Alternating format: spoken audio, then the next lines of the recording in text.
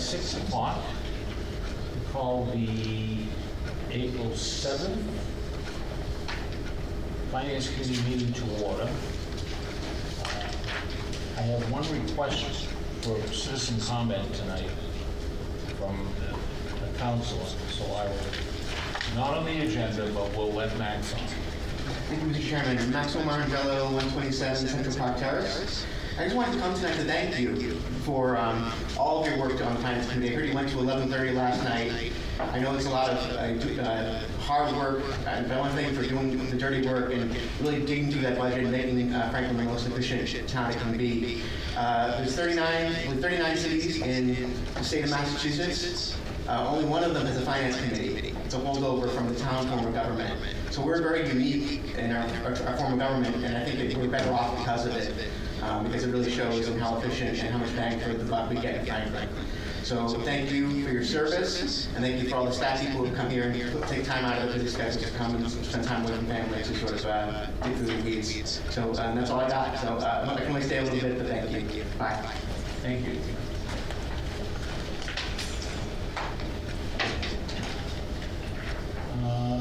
Mr. Hellman, would you like to plow through?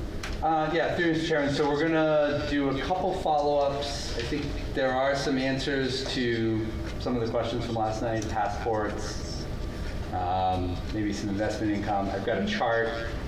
We're going to go through the facilities real quick. I handed out a handout to everybody, but I also put it on the screen. So, and then obviously you have to pick up a new technology before we get to schools. So do you want to give any updates, Sure. Carrie, before I go? Or?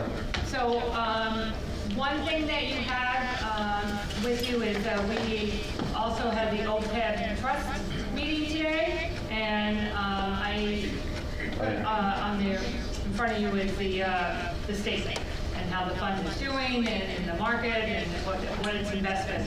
So I provided all that information, and Tom, I also provided you with our stabilization fund and Rockland Trust, and I have one more report coming for you that includes our stabilization funds and trust funds that we have. We also provided the information Linda put together in regards to abatements.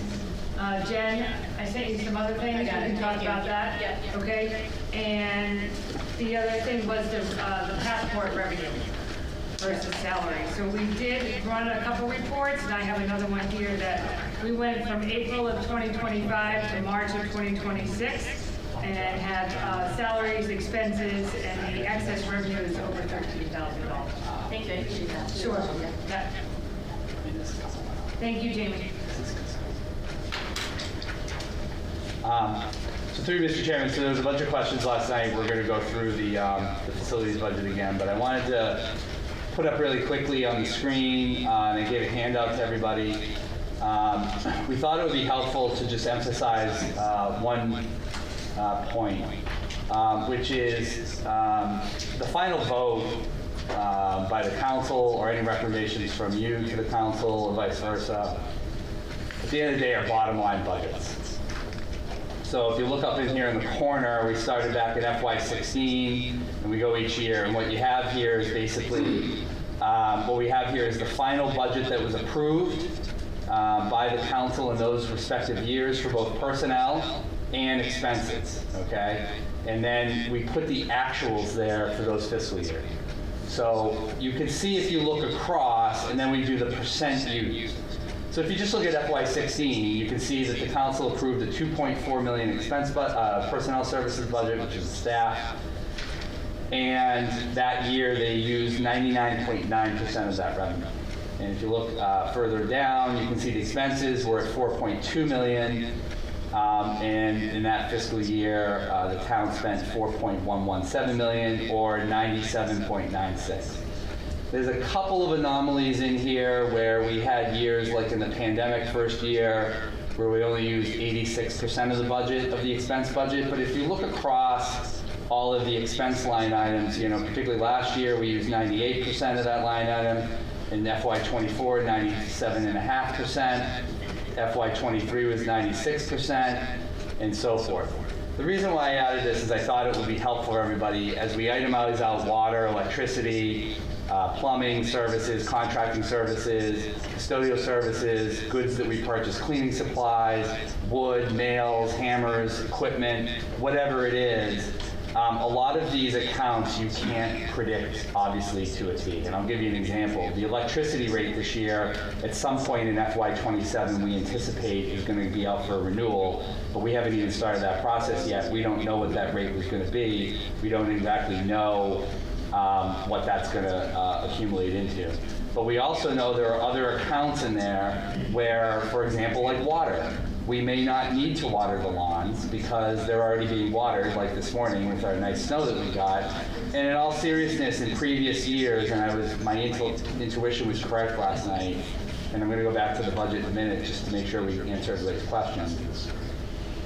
Oftentimes in the facilities budget, one account is going to be spent way less. Another account may be in the red because we didn't anticipate something, but at the end of the day, what our facilities department has been operating under for the course of, since they've been merged for over 20 years, is do they have the money in the account at the end of the year? Do they have that money? So we may say, well, if electricity went up or stormwater went up or whatever one you want to use, building, plumbing supplies or labor costs went up, you know, there are other accounts which we may not use, and we may say on the year-to-dates. When you, at the Finance Committee, we present every quarter a year-to-date, right? So we look at every 3 months and we say after quarter one, what's our budget amount and what's our year-to-date? And we present those to you and we look at them and we check in them, and Evan does them on a monthly basis as a budget tracker to make sure that all of our expenses and our bills are properly paid. I would note that 2 years in the last 4 years, because of the cuts that have been in the facilities department and because of the inflationary increases that we've seen from labor and to all the utilities and all the other accounts, I've had to send out a memo twice saying to the entire staff, including the schools, we don't have any more money, we're done, we're not going to be able to spend anymore, so if something breaks, we're just going to have to deal with it being broken. And usually we leave a little bit of a buffer in there to accommodate for May and June. So we're in that position right now, and I just wanted to highlight that at the end of the day, some of the numbers that are going to be in the budget at an itemized level may not always be perfect because we don't exactly know how much water we're going to use. We don't exactly know, some of the services. We don't know when things break. We don't know if a divider at the school breaks. We don't know if a light breaks. We don't know if something breaks. We could go a whole year and budget for light replacements and never have to replace a light. To Ryan's point last night, traditionally up until we've felt these budget squeezes with inflation over the last several years, historically, we do exactly what he suggested last night. If there's a capital project of $30,000 and we have excess revenue at the end of the year in April, May, or June, right now, traditionally pre-pandemic, we would go into the list and say, okay, let's go take one of the items off the capital plan and let's go fix it and use that money. So what's articulated here in these expense items also reflect that. So while we may have said in FY22, just for example, we use 99.84% of all expense revenue, I'm guessing, I'm just illustrating my point as opposed to exact specifics, we probably went in one of those years and probably did a couple of capital projects at the end if there were savings throughout the course of that year. Where you traditionally see this the most is going to be on personnel expenses. When a custodian retires or leaves, it may be a 3-month or 2-month or 4-month draw until we hire somebody to replace them. Well, we've saved that money in that account because somebody's retired, say in October. We may not replace that position to January, and so we have surplus revenue in that expense account, and we may go back and say, okay, well, we need to fix a bleacher at the schools. It's going to cost $6,000. Why don't we fix that capital item while we can right now, while we have the revenue that we have? So that's another reason why a lot of those numbers up there are at the 99, 98, 97, 94, 95%. You'll notice year after year, facilities does not give back an overwhelming amount of free cash. Really the max you'll see on these lists is only a couple $100,000 where they give it back at the end of the year. And so I thought this might be helpful to everybody to look at a 10-year history on the personnel and expense sides of things. And just when you look at the overall line items of just those two pieces, you know, we do maximize out those budgets pretty well. Can I ask a question? Yeah. Or not yet? Yeah. Thanks. So my Like question you. is this, makes sense. Yeah. I think when we started yesterday, we talked about trying to minimize our free cash, right? Using free cash to balance our budget. So in the event that we do that and we're able to put it in a place where we don't need to use the free cash to budget, and there is an item that pops up that's higher than what we expected or a need for light bulbs or whatever, there's still an opportunity for us to transfer funds from free cash throughout the year. Absolutely. So that's not, it's not like we have to go high now because we can't access that fund later. Correct. Okay, You I could. just wanted to make sure. But you could. Yeah. I mean, you could do that.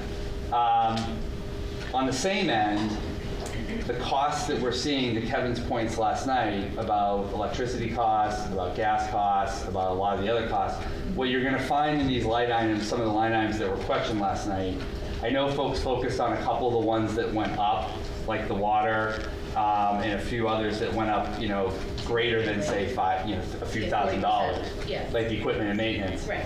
But when you look at what we're looking at, he pointed out something last night about inflation with not only electricity, but what he may not have mentioned or got lost in the shuffle is, you know, hiring a plumber is not cheaper than it was 3 years ago. Right. A plumber's hourly rate. A lot of the money we do, I think there is maybe a misnomer, not among the finance committee, by the way, so this is just kind of for the record. We do have a plumber, we do have an electrician, and we do have a carpenter. We have 3 trades employees that are on staff, but those 3 employees basically keep up with the general daily work order triage. They don't come in here and do HVAC work. They're not doing the larger plumbing projects. They're not doing the larger electrician projects. They're not doing the larger carpentry projects.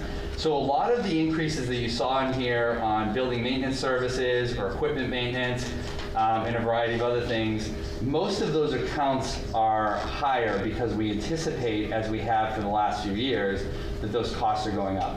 If you look at the overall expense budget, despite a couple of those accounts, because many accounts also decline in cost, right? If you look at the telephone account, that's going down because our lease is phasing out. We're also paying for some voicemail accounts and some other things that eventually will start to phase out. We hope that over time, that's an account that we would hope in FY28, for example, we wouldn't need 153,000 in there. We would only need 100,000. So we're trying to also whittle down accounts that are in here where we don't feel like the services are needed anymore. That being said, if electricity goes really way up, depending on where the global market is, which again, if I could predict that, I wouldn't be here, I'd be retired in Hawaii already. In all seriousness, you know, there's at least a buffer, there's at least a cushion somewhere else in the facilities budget that can help pay for those offsets. I hope I don't need to really illustrate very much how much the inflationary, tariff-filled, you know, geopolitical environment affects the facilities department significantly. And you'll talk about this a tremendous amount tomorrow with DPW. You notice on here the waste disposal line item went up $50,000. We'll talk about waste disposal because everybody loves to talk about trash and recycling. Well, that's a huge cost increase that's coming to our budget, you know, certainly in the future. The budget in DPW tomorrow reflects a fuel cost that we budgeted a couple months ago. I don't think I need to illustrate to any of you that fuel is probably going to be a lot more expensive than what we budgeted. But when you're looking at facilities and you're looking at DPW, you still want some level of cushion because if at some point you can't pay your bills and the council or the community has decided to spend all the free cash, then you really don't have many options later on down the line to be able to do that. Yeah. So when you look at the overall budget, I understand some of the line items in here, and we did try to restore clearly some of the costs that have been lost over the last several years from budget cuts. The finance committee or the town council or other stakeholders may disagree with that position, that's okay. But from our standpoint, we want to still make sure the facilities department has the revenues they have, especially given the turmoil that we're likely to see in some of these accounts down the line. I will acknowledge in the water account, like I mentioned, historically in 2020, I think 3 times maybe in the last 7 budgets, when we've had to make cuts, one of the areas we've tried to cut is watering the lawns, irrigation. The high school is the most notorious. one where I think twice maybe, or maybe 3 times in the last several years, you know, we had to make cuts. We said, okay, maybe we're just gonna let Mother Nature take care of things, and we're not gonna use any irrigation, so we've cut the budget about between $50,000 and $75,000, and we just said, okay, April, May, and June, we're not gonna water any of the high school, middle school properties, right? Or we're just gonna try to not water any of the lawns on municipal properties as much as possible to try to save money. That's maybe an area in which some of the people that want to make some reductions could sit there and say, maybe that's an area to look if you don't want to water any lawns. However, when you look down the series of accounts on equipment maintenance and building maintenance, you know, some of those accounts are going to explode. And if you look at the, hold on one second, if you look at FY25 expended for some of those and FY24, you'll notice in equipment and other contractual services, you know, we spent $475,000 in FY24. We spent $412,000 in FY25. Well, the FY26 budget went down to $286,000 because of the budget cuts last year. We're proposing $430,000. We're proposing that to get back to the original amounts that were there before. And I would note that a majority of these monies are going into our school buildings and our school properties. And so, you know, some of these accounts that you're seeing some of those bumps up in that were acknowledged last night is solely due to what we anticipate is still going to be a high level of demand to fix things in our buildings that we don't know are going to break. On the flip side, if you look down the bottom, you look at mold remediation. Those of you that have been around a few years, I know Natalie and George probably recall this, the Remington Jefferson School had some issues around mold. If you look in FY24, we used that money actually in the other expenses section, but then because the issue became persistent, we actually created a line item of $75,000 to remediate that mold. And now because we've done a really good job on that and the situation is controlled, we're downgrading that estimate to $25,000. So it's kind of, you know, there's a lot there.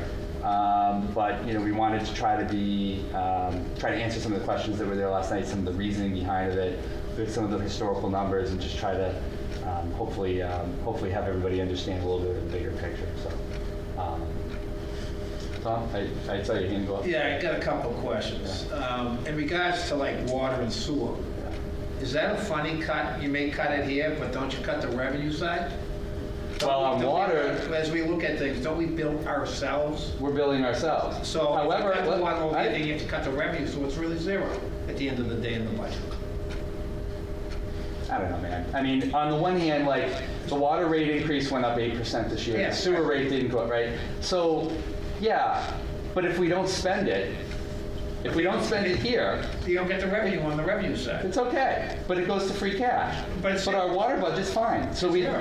but we're not using. Am I the- right? But we're not using the service. I know, but on your revenue side, you have a line item for Oh, in the budget, not in the the water. revenue fund. budget. Yeah. I'm assuming that revenue includes billing hospital, excuse me, town departments, right? So if I reduce the expense in the town department, I have to reduce the revenue side. So it's zero. Am I reading that correctly? I'm going to agree with you. I'm not sure I follow exactly what you're saying, but Linda? Yeah, not technically, because the water and sewer is a enterprise account, Yeah. so it has nothing to do with general fund. It's its own entity. Yeah, but it's used to help, it's used somewhere in the budget, am I correct? In the water budget, Yeah, okay, so I reduced not the. the general All right, fund, so you so- can't cut the general fund and transfer it over. Yeah, but at the end of the day, in the entire budget, it's a zero-sum game. If you want to look at it. Okay, fair enough. So again, if you cut over here, we have to cut over there. So it means You can nothing. spend it as you can. But, All right. but, I'm just saying, you can do whatever you want with that number. Doesn't mean anything. sure. Do we have, in this, and I'm concerned with the electricity budget, and the gas budget. Yeah. Are we underestimating, should we probably put a good number that we think is gonna be there as we deal with other issues? Really hard to say, right? Like 4 years ago, in FY22, I believe it was, so before, in FY, probably 18 to FY21, we were operating under about a 10 cent per kilowatt electricity.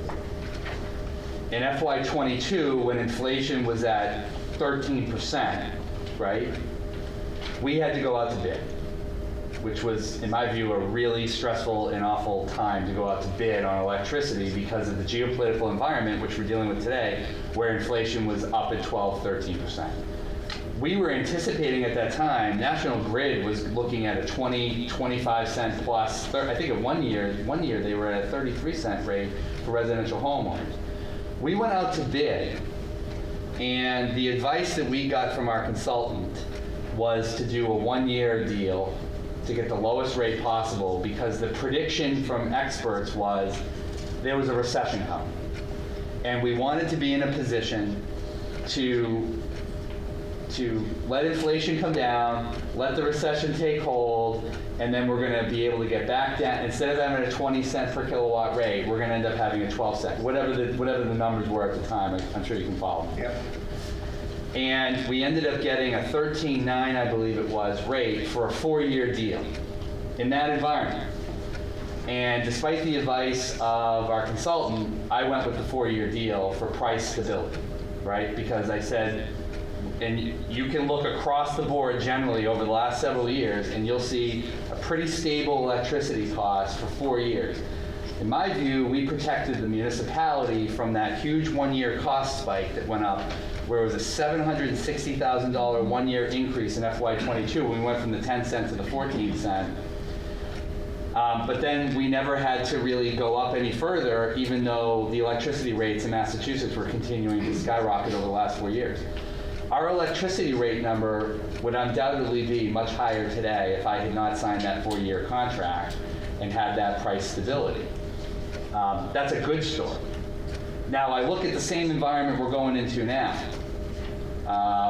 Are we undershooting that number a little bit? We could be.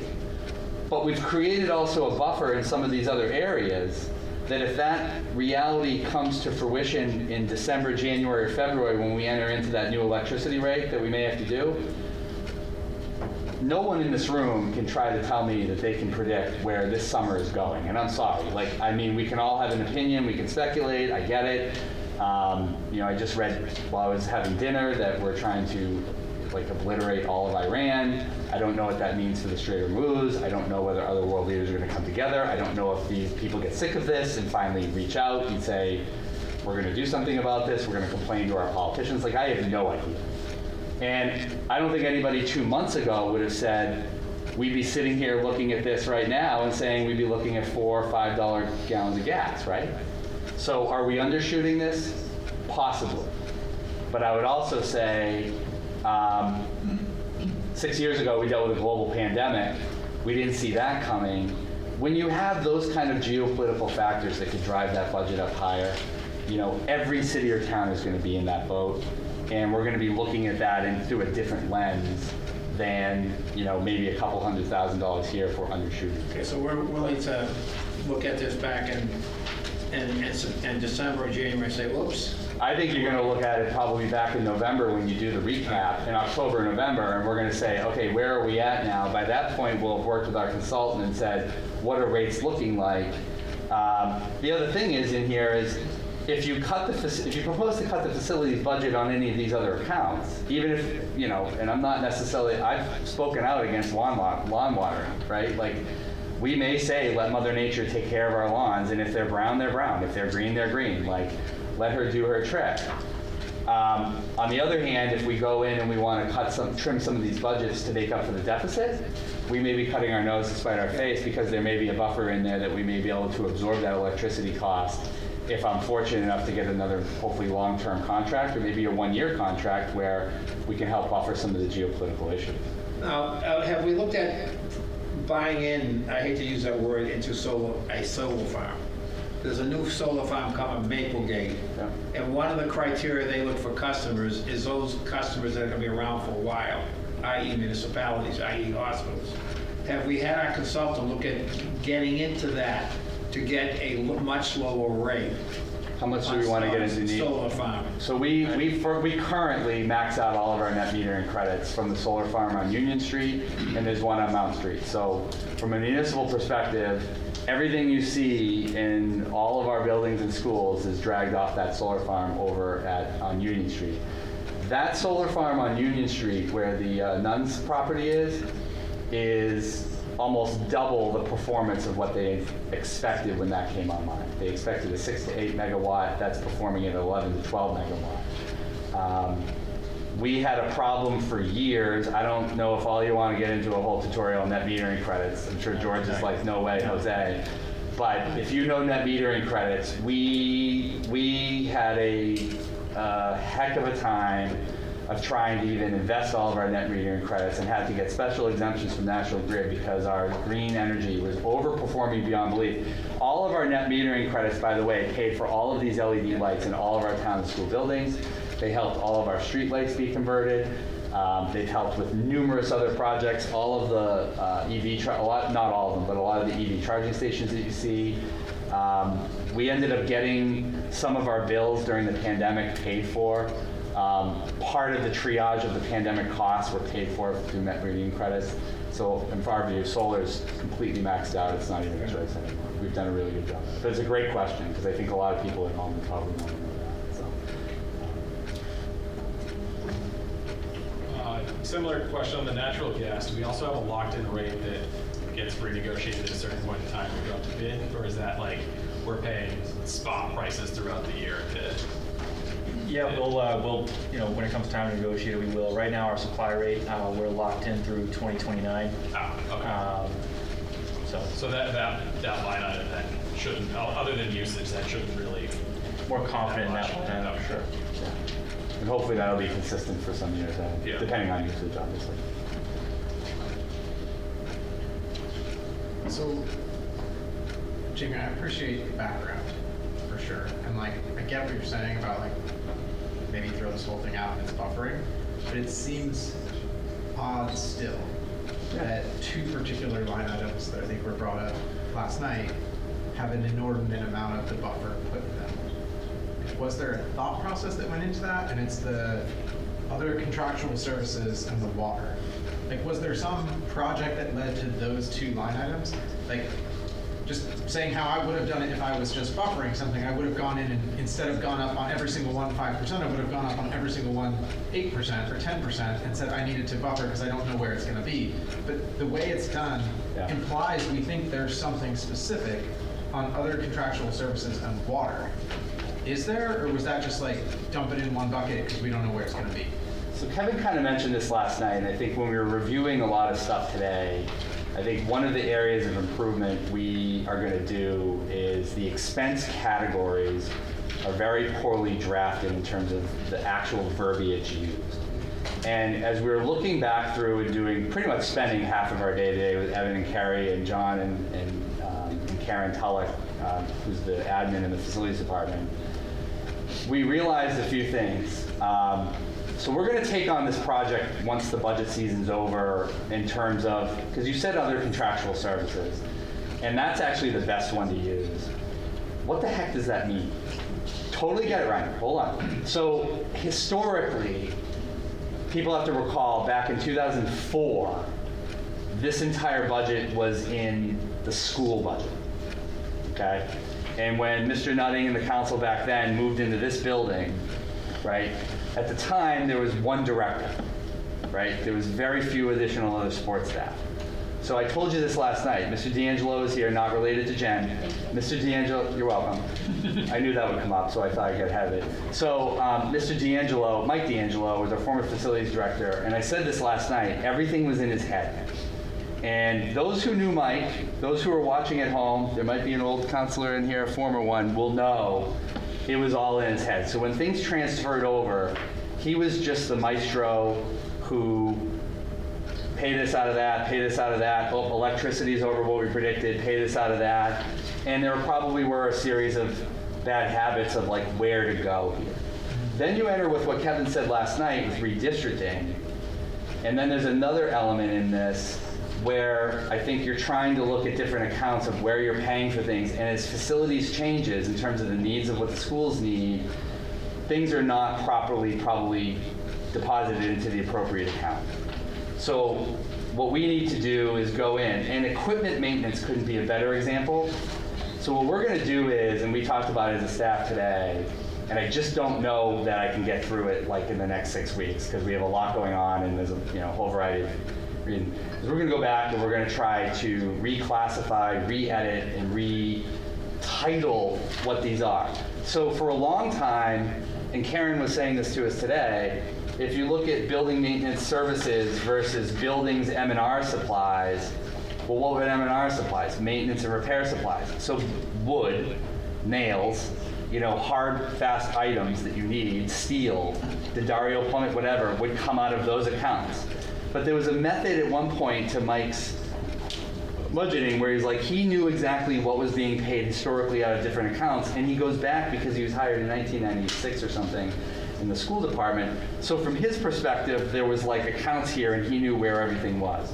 But I said to them today, if it's wood, we're gonna call the line item wood, right? If it's plumbing supplies, we're gonna call it plumbing supplies. If it's a municipal building, it's out of plumbing supplies. If it's a school building, it's a plumbing, it's out of plumbing supplies. So we're just gonna try to consolidate these account number titles and make sure it's a little bit more easier to understand of exactly what's being paid out of what accounts. Because ultimately what you have is you have multiple HVAC accounts, and HVAC should just be its own account.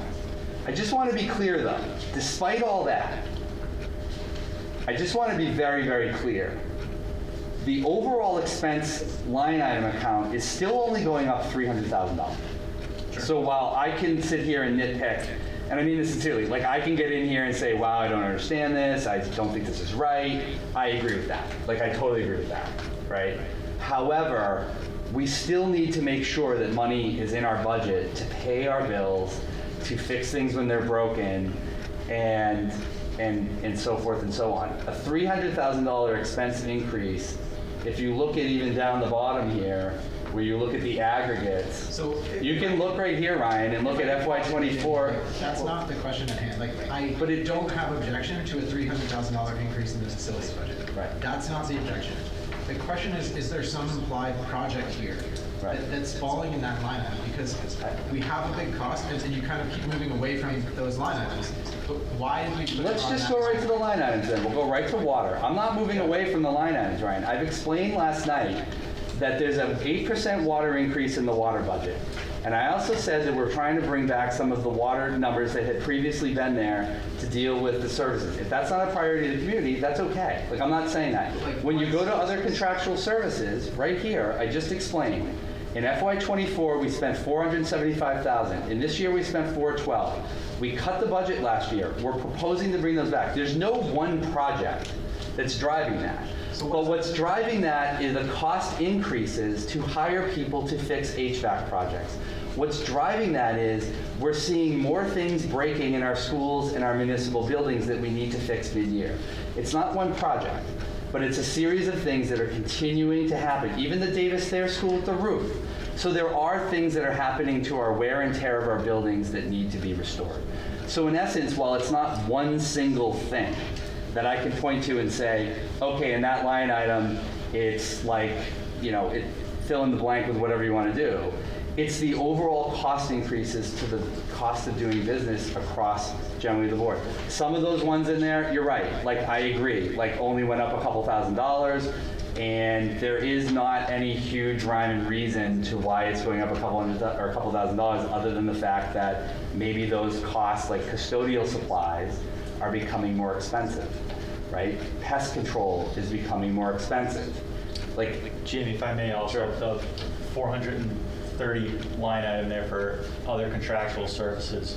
So we actually just signed our on-call service contracts for HVAC and plumbing services. ATC got the HVAC and PJ Kennedy got the plumbing contract. PJ Kennedy also does some mechanical work for us as well under those. But the contract for HVAC work was estimated for an annual $350,000 potential, cost per year. And PJ Kennedy's was, I think the plumbing contract is for $150,000. So Obviously, that doesn't equate to 430, it's a little bit higher, but as Jamie shared, some of the mechanical costs are also elsewhere. Building maintenance services, HVAC, building maintenance services, plumbing. So, Sorry, I'm just thinking, go ahead. That makes sense, and that's where I'm like, I feel like the answer, like, we're almost going too detailed. It was like a yes or no, and I feel like you're just saying no, which is fine. Like that, it's not like no, there was not a major rhyme or reason. There's not a huge one-off project that sits in that line item. Like, no is the answer to that question, and that's okay. Oh, okay. Like, I just feel like we're going so deep on all the things, but it was just a simple, is there a project that we aren't aware of that's getting baked in? And the answer seems to be no. But we see rising costs in general, and it got put in these line items because I would agree there are a lot of line items here that are not necessarily clear. Like, it's not an objection to a 300K increase. It's not, like, it's just trying to understand, is there a hidden project here that we want to be made aware of? I think to our other question, I asked it last night, like, what other things do you need on this list that like aren't here because the budget couldn't fit them? Like, it's not a, let's cut the facilities budget. It's just a seeking to understand what's in here. Well, I think to Kevin's point, like, we need all of you to understand inflation is real. And it feels embarrassing that I have to say that because I feel like you all know that. And when you take sustainable cuts year after year after year, and yet on the ground level, we get work orders every hour of every day, and we get things that are breaking all the time, it's not that you're not trying to cut it. It's, although maybe others will, but I'm just trying to contextualize, it's not one big thing, but you're seeing cost increases across the board, like all of us are in every area, and facilities and DPW are the two budgets on the municipal side, I think even school budget, those are the two areas that are going to be the most impacted. So that's why you see some of these costs that are going, up. Understand that some of these rates we can't predict. I think, like, I'm good on the understanding of like other contractual services being a little bit of a catch-all, but like we had with some, like, that's okay. What have we expended against that line item to date this year? Like, did we have that money in other places and we're way over the 286 that was budgeted from last year? So right now, for other contractual services, that line, we're at 78% expense of that line. Okay. And this was ran up April 1st, so that's about 75% through the year. So kind of tracking to that number. Like, I guess again, it's like, so kind of like we cut the budget because we had a deficit. We're now adding back to it, but we didn't fix the structural deficit. Like, we didn't do anything to address the fundamental problem we faced last year, and yet we're adding back into this. Yeah. So I do think that becomes a question mark for if there's not a bigger project that we're adding to the list that wasn't there last year. Now we're adding back dollars without, like, we're surviving. I'm not saying it's great, I'm not saying we're thriving, I'm not saying everything that's broken gets fixed or anything gets fixed.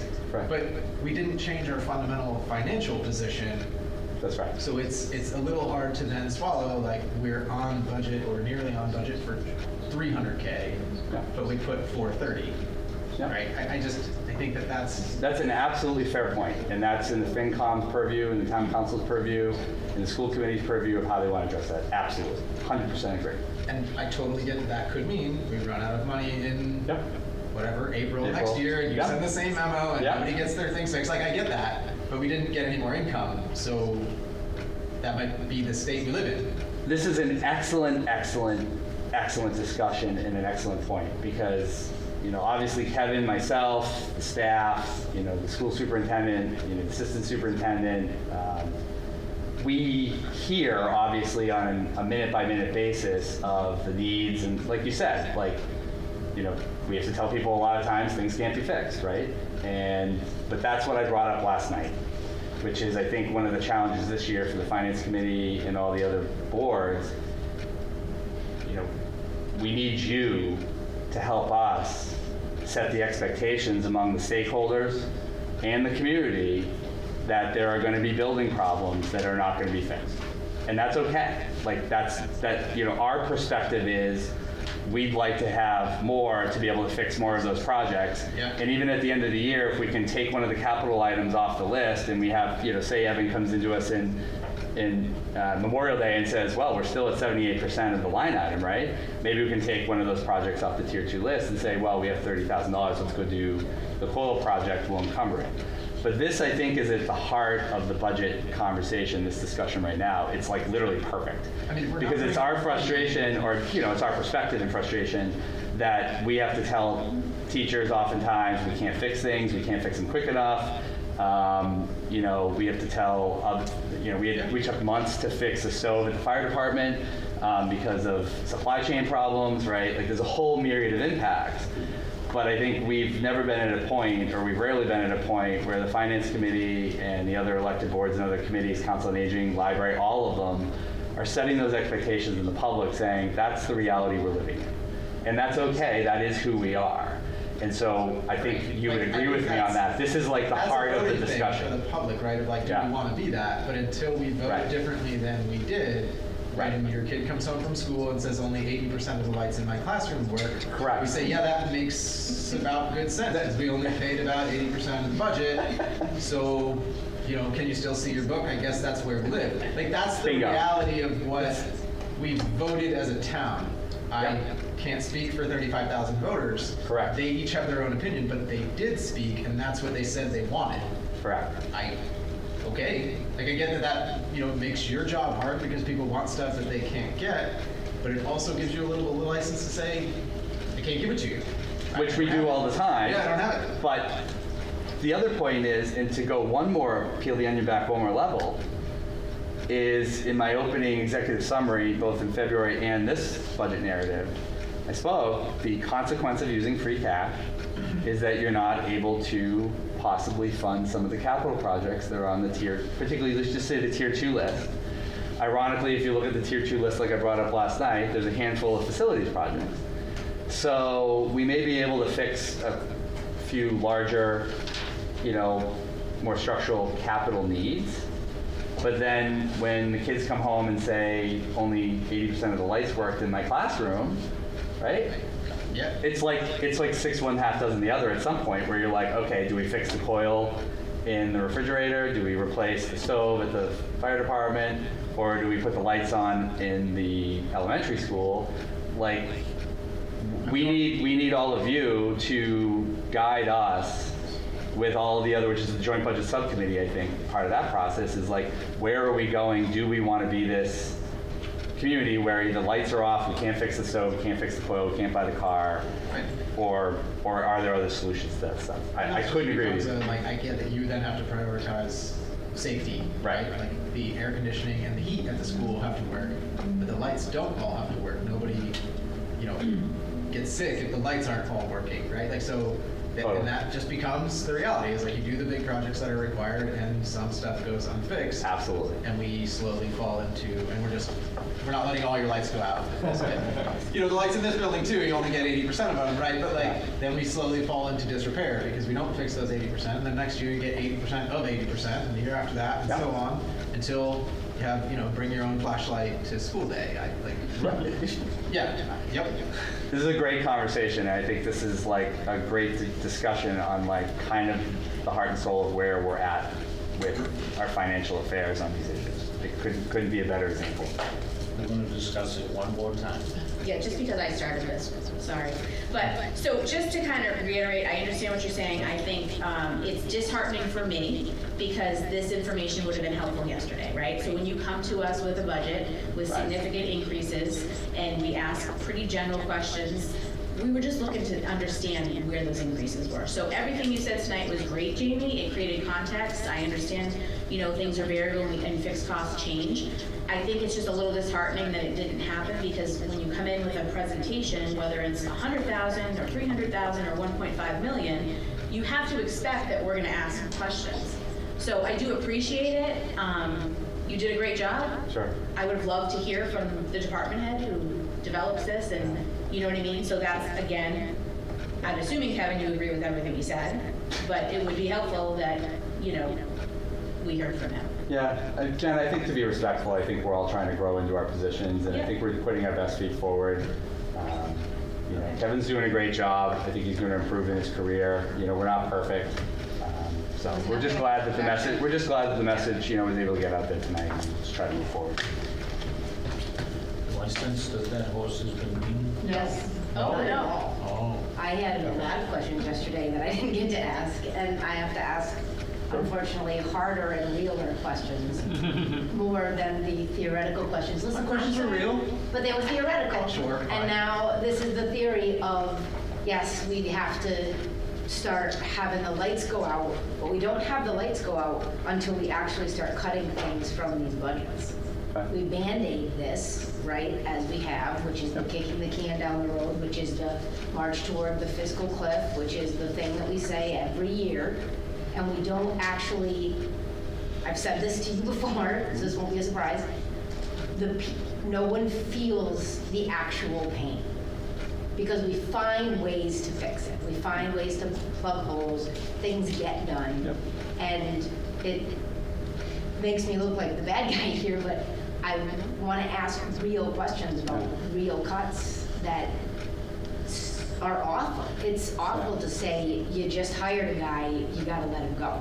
That is not fun, but, or we're just going to keep doing the same thing every year, where we come in here with our proposed budgets and we patch whatever we can patch, and we keep living in this world, and the rest of the community just thinks it all just continues to work because the lights do stay on, right?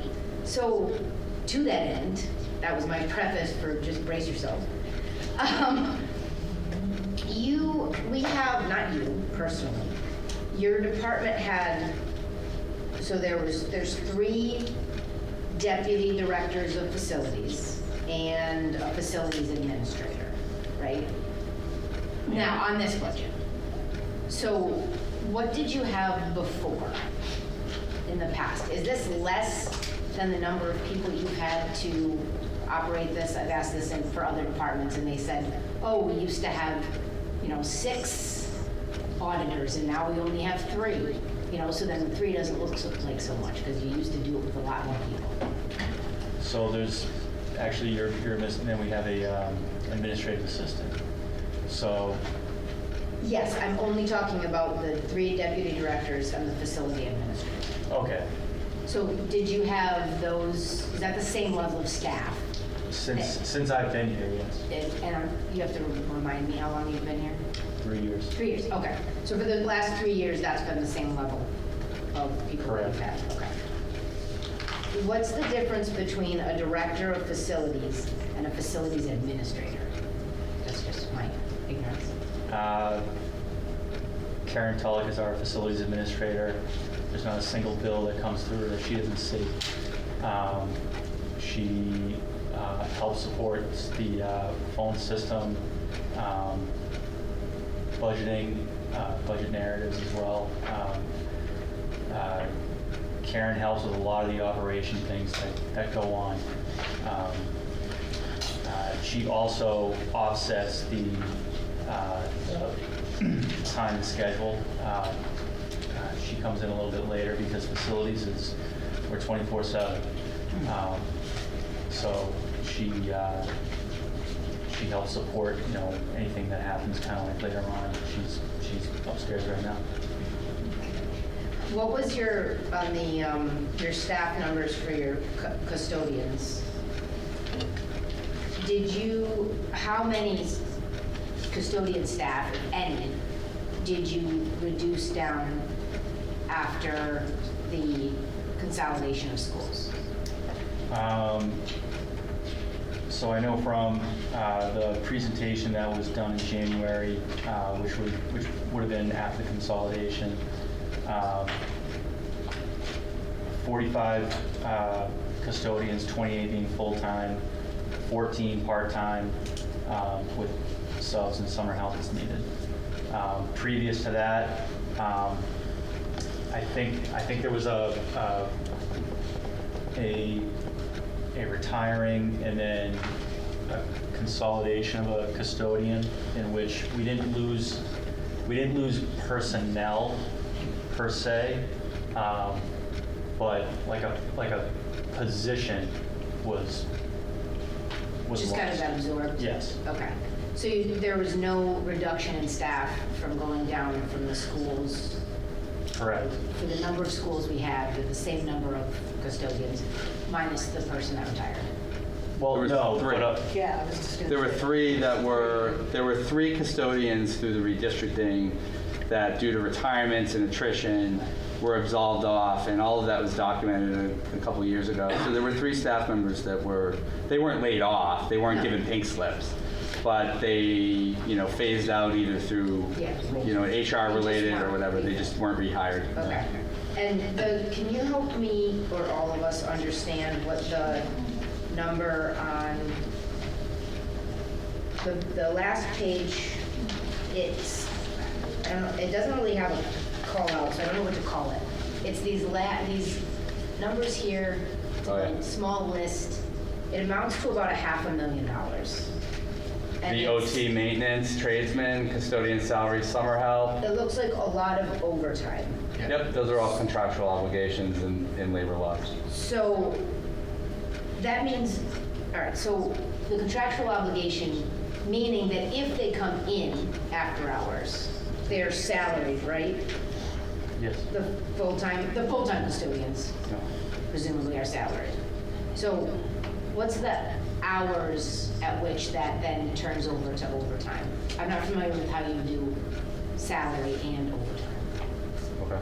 Like if I have salary. So if you whenever I work 35 hours, or whatever the contract is, say you work your, just for illustrative purposes, if you do your 40 hours a week and you do your regular shifts, and then you have to do an overtime shift for whatever reason, it could be somebody's out, it could be somebody that's injured on duty and they're out for 6 months, or they're on workers' comp. Our numbers are pretty low on that, but I'm just giving you some examples. There could be an overtime shift if they're cleaning the gyms on a Sunday after games. There could be a special project. I think, sometimes we do a clean out, sometimes there's There's details that. details. I mean, you can give a few more examples, but stuff like that. If you work over your 40 hours, you're going to get paid overtime to do the work that you need to do. Okay, so the number is 40 hours.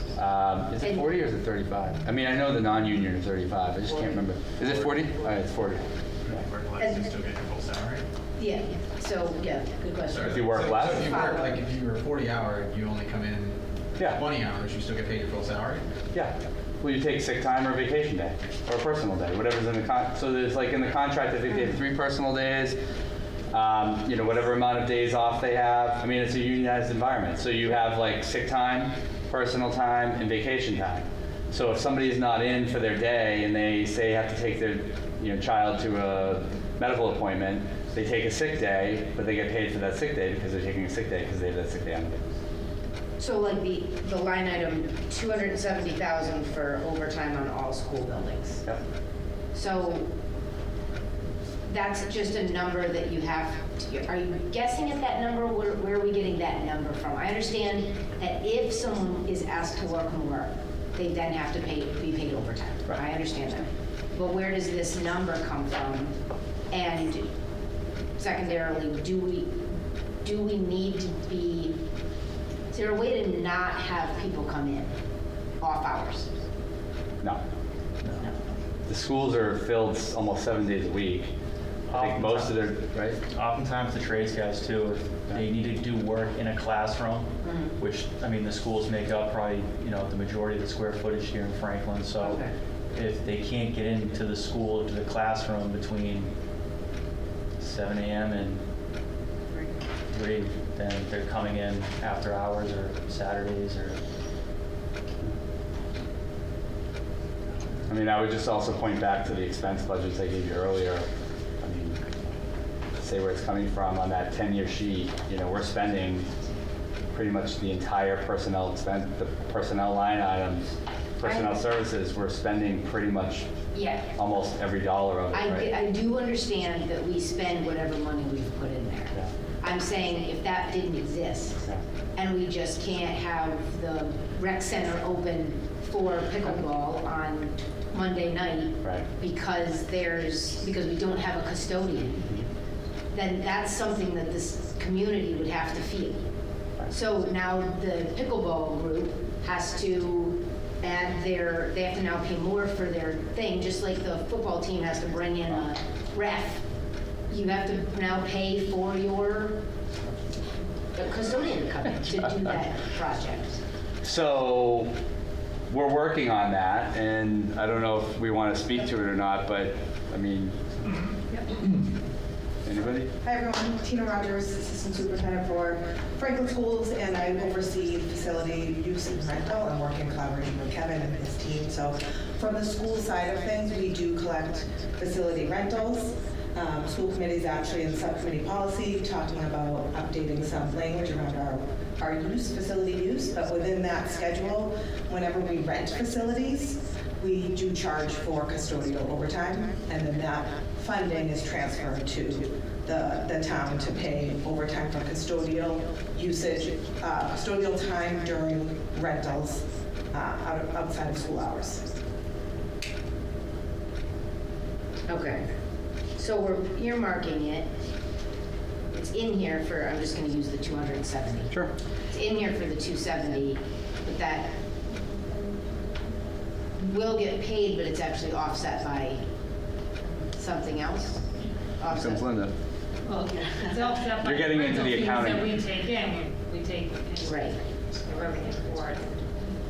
Right, but this overtime he's talking about in this particular budget, this is a totally different set of revenue and overtime fees. It's for other, the details are totally separate. So the details, they'll do details just for, say, basketball games, whatnot, the custodians have to clean up afterwards, and they'll do, different other things that they need to do for getting, the school ready. Those funds then, they bill Brian for the rec department. Okay, Brian, recreation, you've got, so many basketball games. They will pay the school that money, and then that money gets transferred over to pay for the custodians. So that's aside from these other jobs that the custodians and the plumbers are going in after hours, and the tradesmen doing overtime hours. Okay. All right. That's it for now. You know what last year's cost was for that, for those lines? Try to see if I can look it up Yeah, quick. we can get it. Yeah, just curious. Yeah, I was gonna say, it's basically what Budget or? Jamie just said too. No expense. I didn't even see those. I'm sorry. What Jamie said, the 10-year date for that. Yeah. Oh. Just for those like accounts. They're on the. I mean, I will say to Shannon's point, I think this goes back to Ryan's question maybe, or somebody's question last night at the beginning of the session, what's your goal? Our goal is not use free cash, that's what we talked about. Well, that's your goal, but her goal, well, maybe a few of you, but her goal also, I think, and I'm just speaking for one person, but I think she wants people to feel like, I don't think she really wants people to feel pain, right? But well, you kind of alluded to it right now, right? Like, people don't feel the lights off. People don't feel the pain. We want people to acknowledge that they voted for something and they have to live with the outcome they voted for. It's not a FinCom wants to inflict negative pain on others. It's just, we all live in the town as we voted for it. We're just shining a light on that reality. It's not we want to twist the screws in certain, like, we don't really care how the screws get twisted. We're leaving that to you all to submit budgets to say this is how we think we have to twist certain screws because we don't have the right money. Right. We're just looking at it and saying, when we see people trying to untwist those screws that you all propose twisting already, that doesn't make a ton of sense. Like, you're adding things back when we didn't get money to do that. Right. So we're not proposing where to twist screws, we're just saying we can't untwist. We need so many shirts. I know. Right, and that's what I said about, that's where I was going with the goals, right? Like, maybe at the end of this discussion, the finance committee has to have a series of objectives they're trying to achieve. Yes. If making people feel like the buildings are dirtier, if people are making like, no, well, that's what ends up happening when you don't have custodial services to clean buildings, right? It's the same thing you're saying about the pickleball, I like pickleball. which isn't the best. I'm an anti-pickleball stance. Well, unless we get rid of the custodians and we can't clean up after pickleball, then Brian may not be allowed for pickleball. It's not the best example, but I'm trying to capture the fact that I think for the rest of the group, for the folks watching at home, this is the robust part of the conversation of the budget. I couldn't agree with you all more. These are the decisions that all of you have to make about, we've made our proposal. It's time for the finance committee this week to make yours or over the next couple months, and then the council and school committee will make theirs. And it's a question of, do we want dirtier buildings? Like, Brian's right. We're coming out trying to not have buildings dirtier, less clean, we don't want less custodial services. We do want to have more money in the budget to fix more building problems so that the lights are on, et cetera. If the community decides that's not what they want, we'll obviously take that order and facilitate that directive. But I think this is a really, really good discussion on the lines in the sand of what exactly where we're at in the budget. I couldn't agree with you guys more. I really couldn't. It's not specific to facilities. Yes. Yeah, no. It's like, it's not personal, it's not against any department, it's just what we all agreed, whatever it was 2 years ago, hasn't changed. And we all, like, This is not our first. agreeing to it. I was one of 35,000, because everyone out here, like, it's not how we voted, it's the town collectively jumped into the vote as it now stands. Right. And we suggested that there is money that has been turned back from the town in previous years to help try to turn those screws, to your analogy, to say that we can try to put a Band-Aid on it, and maybe it is a Band-Aid, right? But we all know in FY28 we're going to have more wounds, and there are going to be more issues. But our job, and I thank you for the compliment, Shannon, because one of the things you said at the beginning of this was the town keeps on doing work to turn the screws to continually make this a great operation. And I think to some degree that's a really great compliment to our entire organization by saying, you're right. When people say they find the money, right? We all heard that during campaigns. We've heard that for decades. We actually don't find the money. But to the school's credit over the last few years, and what many of you will learn through police and fire and others, we've been doing consistent reforms through every department for years. We find the money through creativity, we find the money through innovation, we find the money through good governance, and we're, again, the market basket of cities and towns. Even if you don't like to shop there, their logo is more for your dollar. You get more for your dollar, you get better quality service here than a lot of other communities. And so in some ways, you're correct. I couldn't agree with you more. Like, that really has been something that we've dealt with for 20 years, because this structural budget deficit and what we're talking about today, you guys are new. He's not. Some of these folks might not be. Tim's certainly no stranger to this in the back. He'll be up next. We've been dealing with this triage of our budget for, I've been here 11 years, but Jeff was doing it 10 years before that. Lucas, Sarah, Maureen, all of the superintendents and school committees have been faced with these challenges. And we continue to perform at a high level despite putting Band-Aids sometimes and trying to be creative on how to deal with these issues, because obviously the voters voted and there's a message out there, but from our perspective, our preference would be to try to bring solvency through this budget through obviously the mechanisms that we have. So just before Steve, I just want to answer Jen's question, just to get that. In FY24, $286,058. In FY25, $260,188. That's all of those accounts, or that's just the 270? That's all those accounts. Oh, okay. No, that's just the 270. Oh, I'm sorry. Sorry. So, yeah. I'm tired. It's a little early for you to try to confuse me. Oh, no. So just the 270 line? Yes, that's just the 270. I apologize. Okay, thank you. Linda had it. Thanks, Linda. We're making you work this week, sorry. Mr. Sherlock. Steve Sherlock, 15 Magnolia Drive, Community Education Director, Frankfurt Matters, Frankfurt Public Radio. If I dare to do some dancing between the thought trains that are out there, you're questioning and validly, I think, some overtime in the budget, and clearly there is some work that needs to be done off hours. So one way other departments have restructured it, and that may not be a restructure there, but would it be an option to add potential full-time people who would work in that off hour and not have to pay overtime for regular people to cover extra and still save some money. Would that be an option? What a good idea. Thank you, Steve. Put that on my little notes. What was it? Hire some additional people, full-time, to work the off hours to do the work.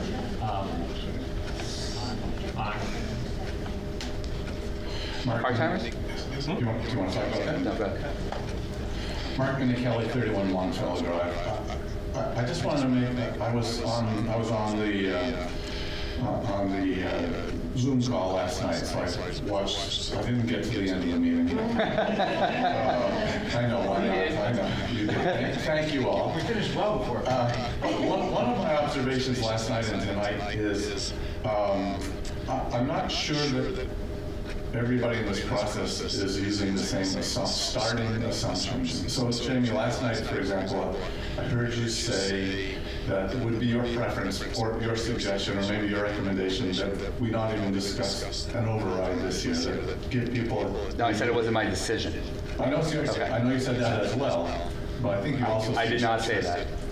Okay. But that's okay. I thought I remember you saying that you think that the community needs a year off before we go into that discussion. So I guess, what is the assumption that everybody is using to create these budgets? Is it to come in at the same number that they were spent last year? Is it to come in and use free cash to a certain level to accommodate some increases? Is it to assume, even though maybe there was a suggestion not to assume that we need to spend what we need to spend, and then we need to ask the community to potentially override again?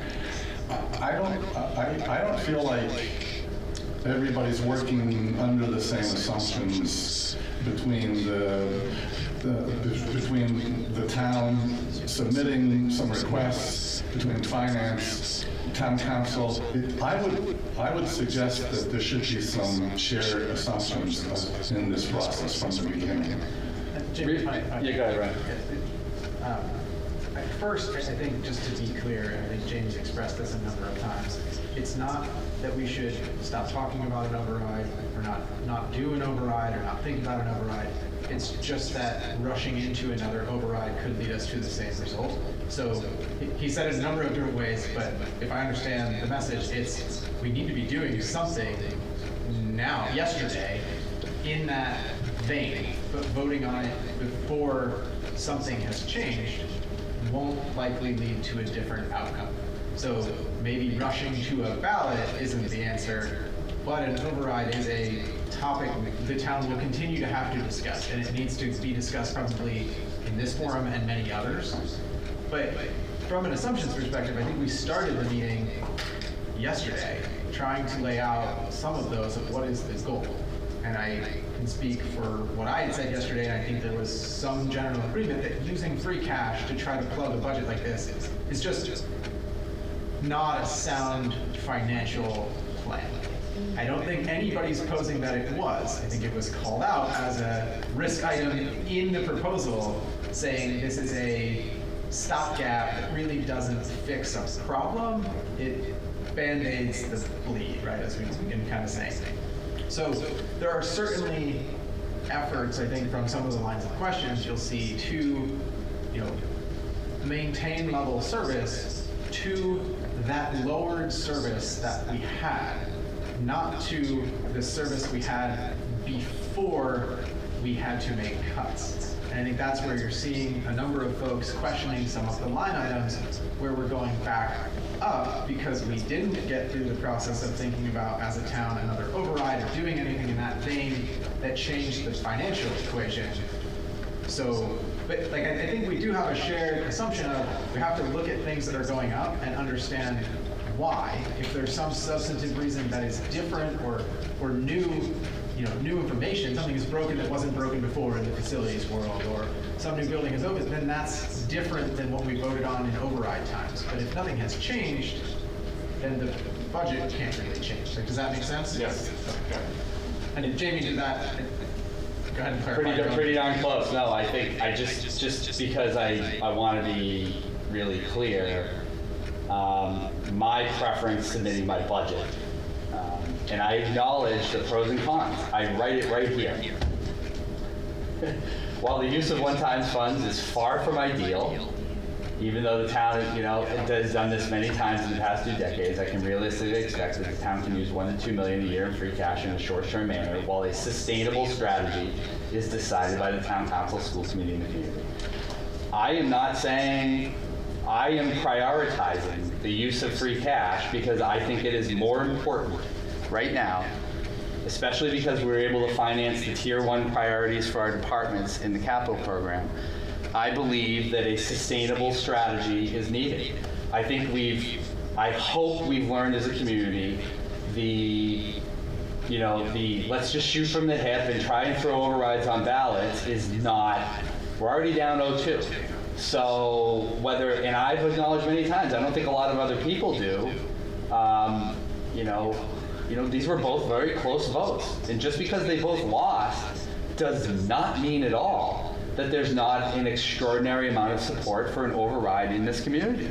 But Mark, I've said it a million times, and I feel embarrassed that I have to keep saying it. And I'm not going to look at you like I've looked in the past, looking over in the side, and look back at you and say, these discussions are not going to be won in this room. There's no one watching. There's a few people on Zoom. I understand that there are usual people that are here, but we have 33,000 people, and we had 6 people on YouTube last night. And so there's an engagement problem in this community. No one's going to come in and watch these meetings on YouTube for 6 hours, 4 hours, 3 hours, barely even 15 minutes.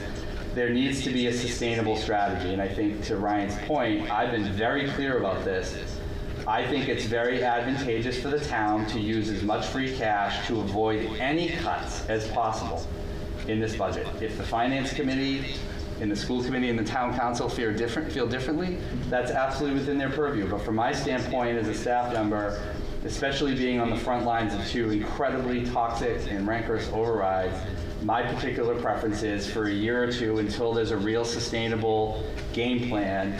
This is the way that we have to go. If the finance committee also decides, or the council decides they need to make a series of cuts and use less free cash, that's absolutely within their purview, and that's what the final say will be. But from my perspective, when I filed this, I made it clear in February, I made it clear last August, and I made it clear again in my narrative. It's right here in plain English. They need to begin there, and there is a casualty to this. I say it right here. However, this approach will have an impact on the town and school capital program for FY26 and gets us further behind for future investments to town and school fleet, capital, facilities, fields, and infrastructure. So I think that's it is what it is. And I think, I'll speak to myself. I disagree with the strategy. I acknowledge, Jamie, that you're putting best efforts in to keep things nice for everyone. And to your point of there's 10 people online listening, let the lights go out and let them ask why. And then when you have 30,000 people asking why the lights are out in the school, then they'll have to engage. And I think that's maybe the harsh reality, that if we keep shielding the town from the decision that was made, then no one will change their mind. There are other ways, and I acknowledge that. I think we're not letting the pain hit. I think the pain is hit. And it may not be felt to the level that is going to give people confidence, and maybe I might be a little extra sensitive to it because I'm usually the whipping post for all of the pain, right? So I do feel pain. And I feel civic pain. I feel civility pain. I feel contentiousness in this community, and I think to some degree I feel the pain of the public who has gone through a very rough 6 years, an extraordinary 2 years. I also feel the pain of the school folks who have gone through an incredibly laborious redistricting effort. I've given kudos in my budget to the chair and vice chair and the school committee. I took a lot of crap from a lot of people 3 years ago when I held them accountable in public. And I've given them all the credit in the world for all the crap that I've gotten from a lot of people. I give them all the credit. They did everything I asked them to do. And I believe they, as well as everyone else in this community, deserves to feel a little bit of relief. Not just me, but I feel like given what all of our department heads and staff and our community has been through the last couple of years in this discussion, This isn't just about making things still nice or putting the lights on or making the buildings clean in the custodial thing. That's not what this proposal is actually about. My proposal in using free cash is actually about community civility. It is not necessarily just about the 80% of the lights on in the classroom or a few details of custodians. It's about trying to get to a point where how do we heal from these divides, and how do we try to come together and try to have some compromise and some consensus on what are the goals, what are the objectives, where do we want to be. In my personal opinion, and I'm just one person, showing people more drudgery through dirty buildings and feeling the pain more, I don't think is going to be advantageous to our families and our kids in our school district. I just don't. Laying off SROs, which is the next choice you're going to get, okay, is not going to be popular. We saw what happened when the ambulance went away last summer. People really were upset. Look at what happened when the LPN was laid off last year. People were really angry. Maybe I'm just one person who's felt a lot of that anxiety and pain and been kind of a pinata for it, but my proposal with using free cash, sacrificing tier 2 and tier 3, when I look at tier 2 and tier 3 in the capital program, even the superintendent acknowledged it with some of his proposals. He came out and said, yes, some of this stuff can wait. But what can't wait, or what's to me more divisive, is going through another decision-making process where we're going to divide the community more on what is the next cut. Okay. So that's just, maybe yeah. As we're having this discussion, isn't it also consistent, whatever you call it, the schools are using the revolving fund? That's also a subsidy, as I understand it. Essentially, you're making a subsidy to make the school budget work. Am I correct in stating that? So we really don't have a $2 million problem. We have a $5 million problem. So if we're going to go down that track, we got to do a $5 million cut throughout the budget, as I would do my math. Am I correct in stating that? I think you should ask that when they come up here in a few minutes and talk to them about revolving funds when they do their budget. Right, but again, it looks to me like it's a subsidy within their budget. Well, that's, you can talk to, we can, you can address that. But I think we have to address it as a whole. Well, we do. And I think because it's still the same thing. Well, I feel like I appreciate your insight. I feel like you are talking for yourself. I know that that doesn't represent what I'm thinking in this. I think going through the scrutiny of saying, what do we feel like could be excess and could potentially be cut, and then assessed at the end as a team in terms of what do we think is the best thing, is the best approach versus just, I guess, taking a personal stance now. So I think if we just know that we're coming at it from that lens, right? Like, let's scrutinize it. You have been doing a list, I think, which is great. And if we assess that at the end and we say, here is what the finance committee thinks potentially, and then we probably vote on what we think, that whether or not we put that forward. But I think that would be the best approach. And then what will really happen out of that, because I think that part is very important, is that what people will see of kind of this is, what they really need to see is they need to see that the Band-Aid that's supposed to be being put on, because without all this discussion, it's just, they're like, oh, it's balanced, great. So I think all of this discussion is important. Super well said, and certainly the list that I've been taking exceeds the goal that I had stated personally beforehand, which was just to get to not needing the free cash in excess of the amount, like I think we said 1 million. Right, so I think the list at the moment I have is up to 1.7. So I wouldn't propose taking out all 1.7. I think we would prioritize the list and figure out if I feel like it's 1 million and you feel like it's 500K and someone else feels like it's 250. Where is our midpoint? What from the list gets us to that midpoint and we can live with not adding in, maybe not even cutting, just not adding back in, or reprioritize everything. I think we gotta look at the list. But then coming to what do we think the best recommendation is, I don't think we're trying to solve a $5 million problem now by cutting more. I think that's a great goal, but I think hard to do. I think like that would require more cuts to points that have been made. But I'm exactly that. Like, let's make a list and then review a list. I'm not saying I'm not implying we're going to do all the things on the list. We may not even propose any of them. We might say, you know what, none of these make sense. Well, let's have that list. Free cash, right? Like these are the things we consider, and we all chose not to do them. Okay, I'll ask again, he's the worst again. Yes. Thank you. We're good. Technology, I think, quickly. Oh, technology? Well, we passed over them last night because Tim was coming in tonight. You gonna pass over? It'll be 5 minutes. This is simple, I need more routers. Routers? I need 1,500 laptops. Good. Tim Raposa, Director of Technology. I'm here for any questions you may have. If you recall, I did a pretty extensive presentation back in December. So I can expand on that, or look back at that and have any questions from that. That would be fine as well. Questions, people? Tim, I would just say thank you. I think your write-up was good. I understand that there was $460K occurring this year. We need to do technology replacements. I don't like questions where there are no options, so I'd rather put them in structurally, but I think you laid out the case for that very well. I understand it. Thank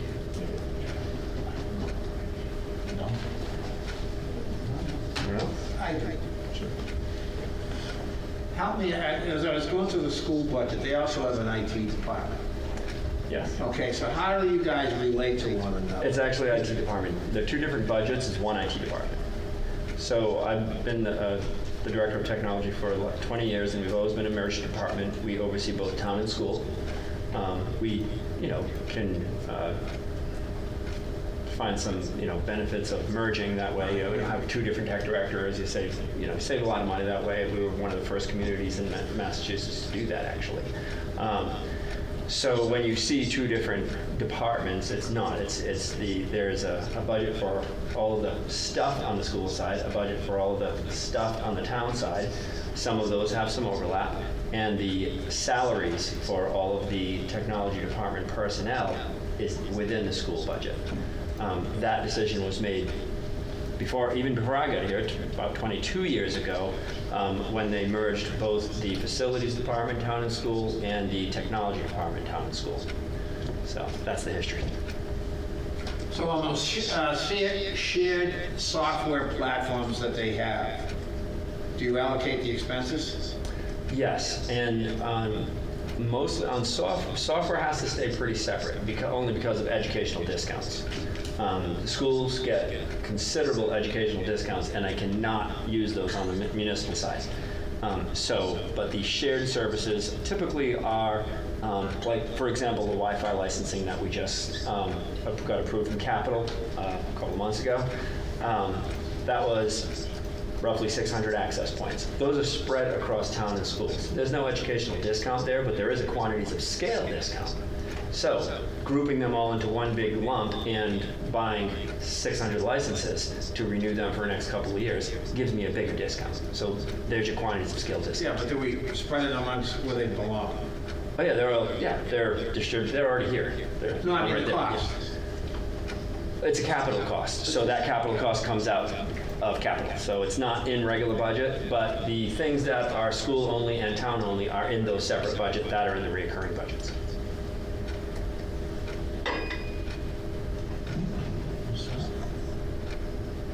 I think that was the shortest in 2 days. Well, there we go. There we go. Do I get a prize? Maybe it's a trend. Maybe it's a trend. We need to show up like 3 times to meetings, so maybe, like, this is payback. Good memory. Lucas was nice to keep the trend going. I'll take that. I dreamt about you last night. Oh. It wasn't good. I said, oh. I didn't know where that was from. Good evening, everyone. Thanks for having us. We're here to answer any questions directly, provide any information we can regarding our budget. I know that you received the narrative and some of the other documents. We've also conducted our own budget presentations throughout the school committee process that we have in order to get to this place where we had a recommendation that went to the town administrator after it was recommended to the school committee. So I'll let the folks introduce themselves on the side of me. So, Good evening, everyone. Jana Melotti, the school business administrator. And I'm Paul Griffith, I'm the chair of the school committee. I have one question to start on that.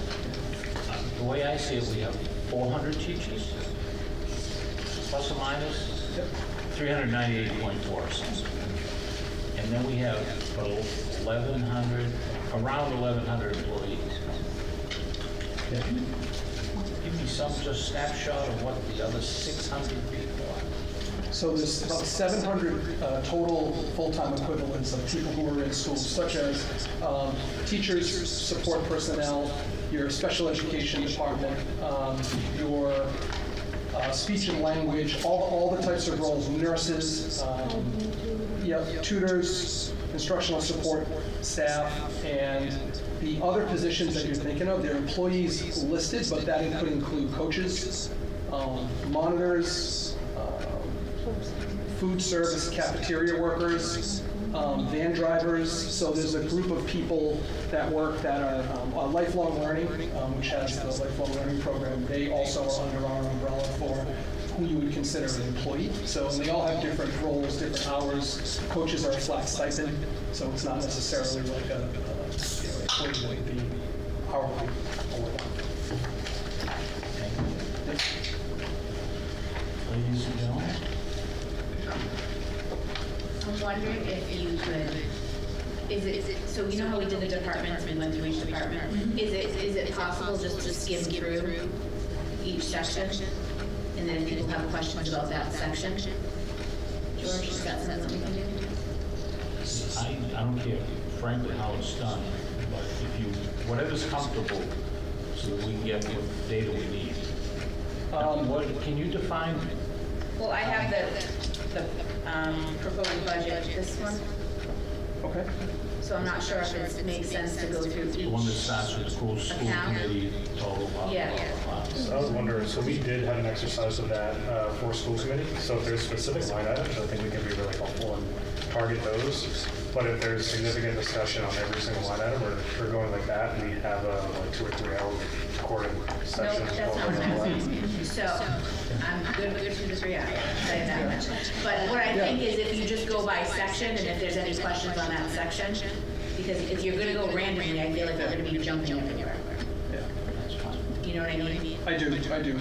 I'm just thinking out loud, just procedurally, and this is different than we've done it. I'm open, and the reason I'm saying that is because we put a lot of time up front with our school committee to go through line by line, put the budget book out, go line by line. Yeah. And ultimately, the bottom line from account 300 is there. That said, I'm also balancing wanting to be as transparent as possible as we've committed to being, so I want to work with you on that. And I guess what I would ask is just if we go through, I don't know how, just go by sections of. Well, I don't know, how have you usually done that? So we did this January 27th, where we went kind of down the line and just went through like departments. And Go to the finance committee then? No, to the school committee, Oh, to the because school committee, finance okay. approves our bottom line budget, that was why. Right. Okay. But, yeah, if you wanted, This list, right? Start right at the school committee, and we'll go line by line within the school committee, and I mean, we don't my have. guess is it will expand, but that's the outline. Correct? Yes, I guess. I just want to be clear about, I'm trying not to start off, hey, how are you? Nice to see you all. And now I'm getting all guarded. And I'm just thinking about just the bigger idea of when we do a line by line. I guess fiscally, I report to the school committee who goes through the line by line, and they provided that in detail. So I will answer any question in detail. I just don't want to, set an expectation that the budget that we put together, it's like one of the departments within the whole town budget. It's 300. You have recommendations that you would make, and the town council has ultimate say in how much we get in line 300. But I'm just trying to balance the idea there. So I don't know of another community that does it that way either. But I'm also open to what sections do you want to just go. Maybe I missed page.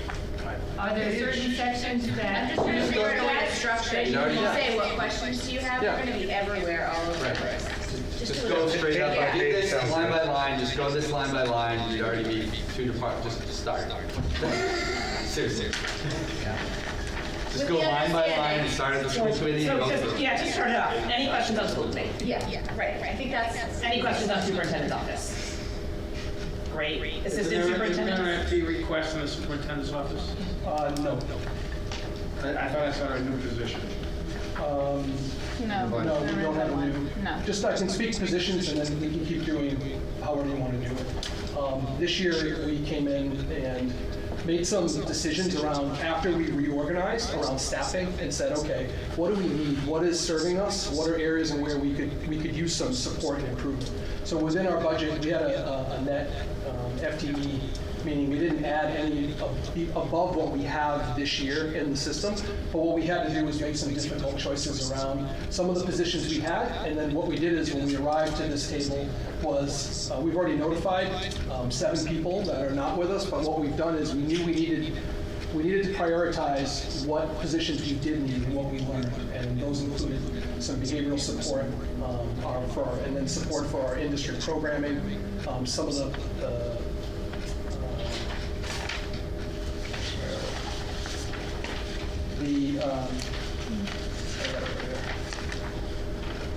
technology position, we've restored a technology position and a specialized program teacher as well. So those are just some of the things we said, these are things we need for next year. So what we did is we looked at our budget, we looked at where we could basically eliminate some FTEs to turn those into other FTEs, and that's one of the things that we did this year to try to come in.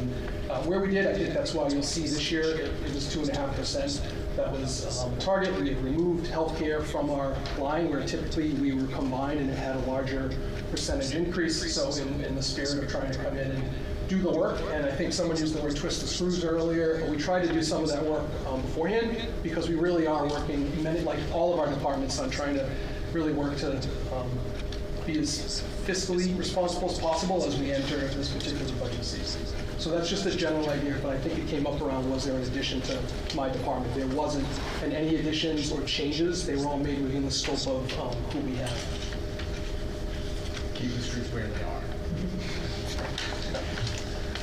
I just have a question on the first page before we go. This overall page, the first one. Did I do the math correctly that this is essentially just overall, it's about $2 million more than last year? It's about If you take out, 1.7. because you have to take out the Healthcare. So if you go back into 26 and take the healthcare out as if it was never there in the first place, It's that's about $2 million. 1.7. Okay. Okay, that was my only question. Not my only question. No, I just, My only question. What percentage is that contract valuation of 1.77? what percentage, sorry, Jen, say it again? Or the amount of the 1.7, sorry, the 1.7, how much of that is contract obligations for like salaries? Salary is 1.88. 1.88. Salaries. Is 1.8. Yeah. 1.88. Could I suggest that maybe you put up some of the relevant pages as you go through them? Do you need help, John?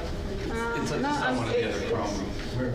It's in the Franklin Public Schools website. I could just. Do you want to pull up our? We'll do it by page. That other presentation you had. How we doing the presentation? Or are you? Yeah, I can continue going down little chunks too. Yeah, maybe we just show it. Going back to like, if we do a page, maybe sit there for a second. Yeah, oh yeah, that's fine, I don't mind if that's George. Here we go. I would like to ask, maybe some, I just want to understand it better, the last one. Page 1. Thank you. Anyone? I just would like to further understand the last thing on the first page, the legal settlements, it looks like we're reorganizing. How did that work last year versus now?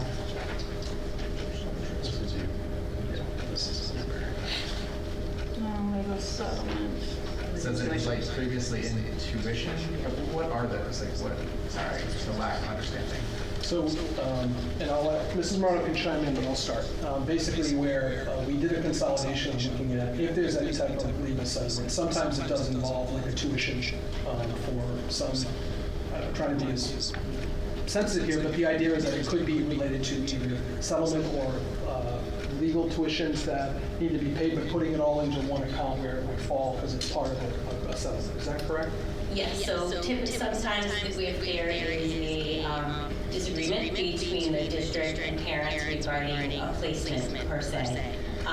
We go through the BSEA process, we go through different processes through DES to come to a resolution. We are encouraged to go to a resolution, particularly prior to going to hearing. And one of those resolutions is a settlement agreement where we'll agree to pay a tuition at a school that maybe the district didn't agree with, but the parents wanted to become collaborative and in the best interest of trustees to come to a resolution.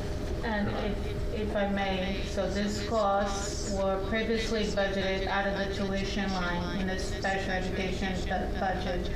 And throughout the year, once the settlements came in, we would just move those funds to this line, the 1435. So this year, we just decided just to budget out of there knowing that we will have settlements. So someone at the school doesn't like something, basically presses the issue, then we'll offer, you can go to a different school and we'll pay the tuition for the different school as the settlement? Is that generally what we're saying? Or more? If we, as a district, say we educate students, if we say we have the ability to educate students. Super high level without breaking confidentiality, yes. Got it, right. But if we say we can educate a kid, Yeah, and they say you're not meeting the student's needs based on what. Right, it's in the best interest of the student to come to a resolution. One judge says. Sorry. Got it, okay. Thank you, I'm good. Can I ask about that? Is that impacting your circuit breaker? By moving it out of tuition? No, because you can submit to a settlement agreement for circuit breaker reimbursement if it's a approved school. But if it's not coming out of the tuition lines, legal, you don't even have it out of your legal account. It is considered a tuition anyways. It just, for DESE purposes, it needs to be in a 1435 line. But it gets reported, we get reimbursed through circuit breaker. Thanks. The secretarial line on 1410, that was a 23% increase instead of a 2.5 kind of COLA raise. I think that people are used to seeing. This is my 1410. 1410, and then I guess it would be subline 20 on that. So yes, we had a secretary in my department, in the business finance department, and she was under the union contract. That secretary retired, and we decided to consolidate. We previously had an accounting coordinator and that secretary in my department. Both of them retired, and I never filled the accounting coordinator position. So we combined those positions into one, which increased the salary a little bit. Is that where did that come out of? Or is the negative? Sets the unionized secretaries accounts. So this now is someone who's not in the union, so they that position that was merged from two positions to one moved into a non-union. It's in the business finance department salaries now. So we come out of Where is unionized secretaries? What line? Sorry, that's what you're asking. No. The one that. So look at the line below the contracted services, you see a negative of 25, so I cut there to make that position salary work. So the contracted services. So I cut the contractor services expenses by $20-something thousand to make up for that position, yeah. Thank you, that makes sense. We have another question. The human resources, I may have misunderstood her, and she doesn't seem to be here, so I may have misunderstood her yesterday. Karen Brad, But our HR director for school, for town. Yes.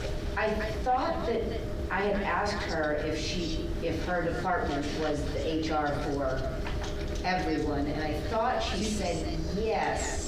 I tried to interject and clarify that Karen Brad is our Director of Human Resources for the town, and the school also has a Human Resources Department. Okay, so I just didn't catch your interjection. No, I didn't. Okay, great, okay. That at least makes sense. Yep.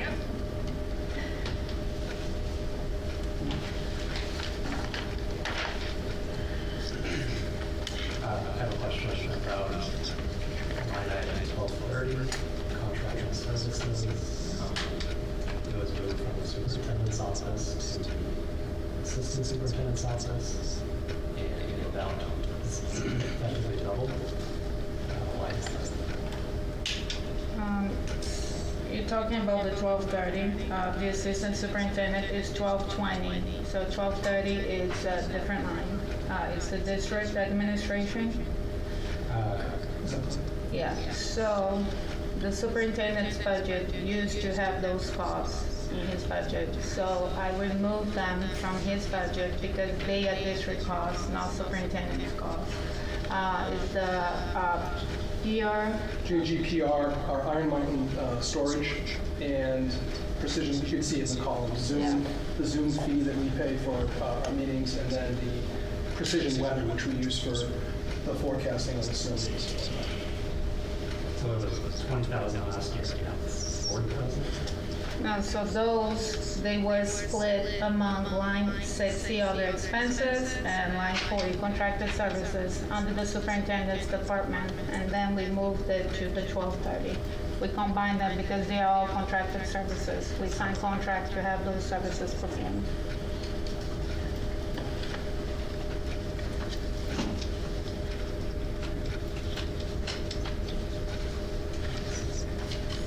We ready to move to page 2 of this?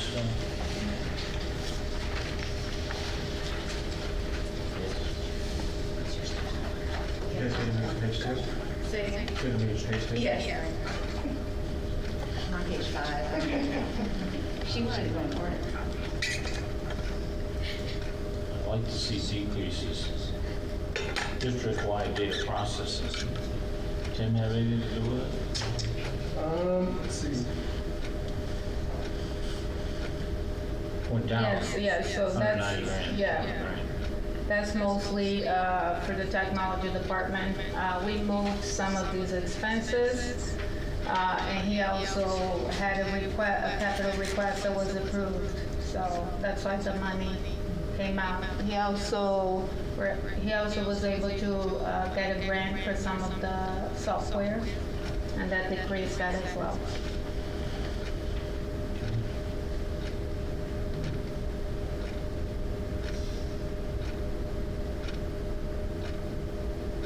How are we able to decrease $40,000 in postage and shredding? 4 hours by 2. Okay, so we have been working with Iron Mountain, our storage vendor, and it is very expensive to store files outside. So what our department has been doing, we have been going department through department. Each fiscal year, we pick a couple departments and we go over it, and we see what really needs to be still kept and what can be shredded. So those savings are realized in this year's budget.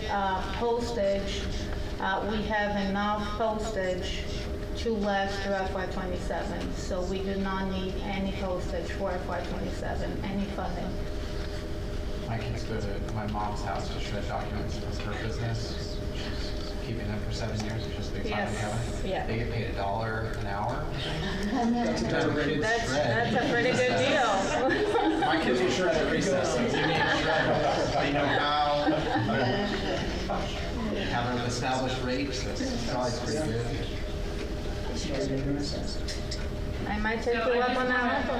also would let you know the town is also, or Lisa Cook, our AP specialist, has been doing this for a few years now and has really saved a lot of money with Iron Mountain. I thought you were gonna say bringing documents for the kids to shred. I could, and we use seniors, so we'll start bringing in Senior kids. center, Might get in senior trouble with center the shredding. HR director, but. Yeah, you get a whole bunch of shredders. No, that's awesome. That's great. That's like a very, a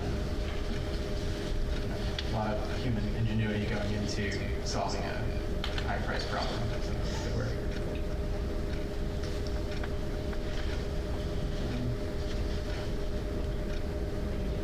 Page two. What is the Lexington plan? In like, Yeah, high level. Lexington plan is our former longevity plan. It's going away next year. Next year. Yeah, FY27.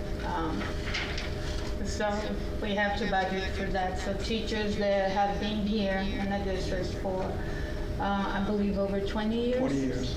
They get a small longevity payment that's spread throughout their 26 pay cycles. awesome. Thank you.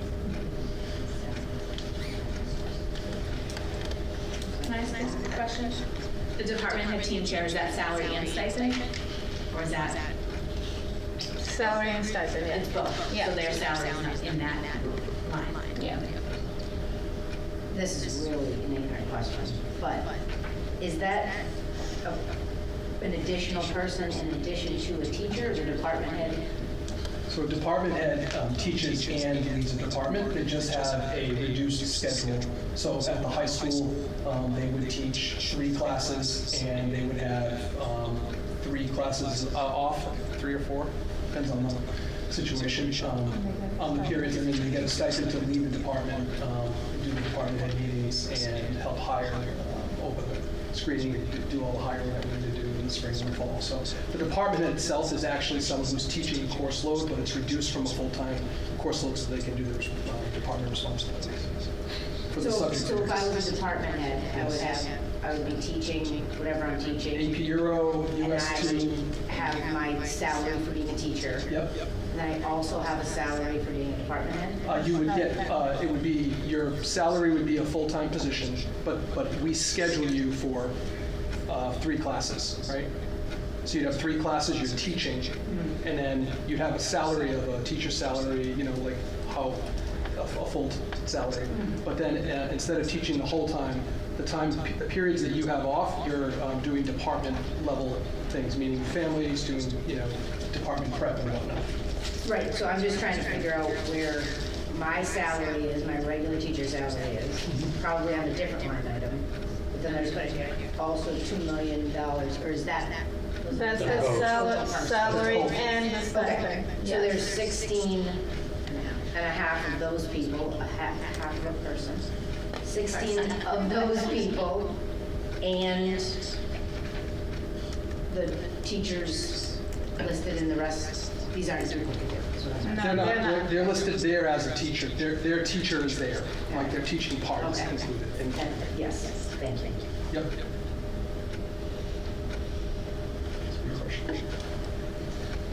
The, on line 2310, it says, so I might be reading this wrong, but it says we went down 3 total teachers. I understand we went down but then added 1.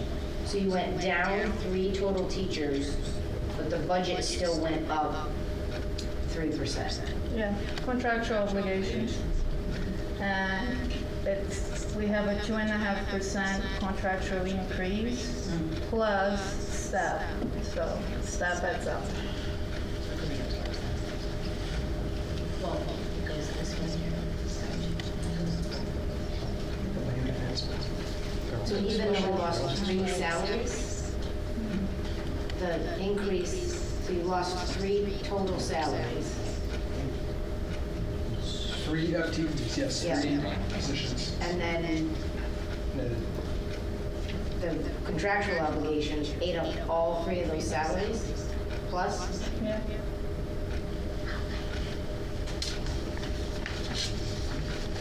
Crossover question, this page and the next. It's in the first line on the next page.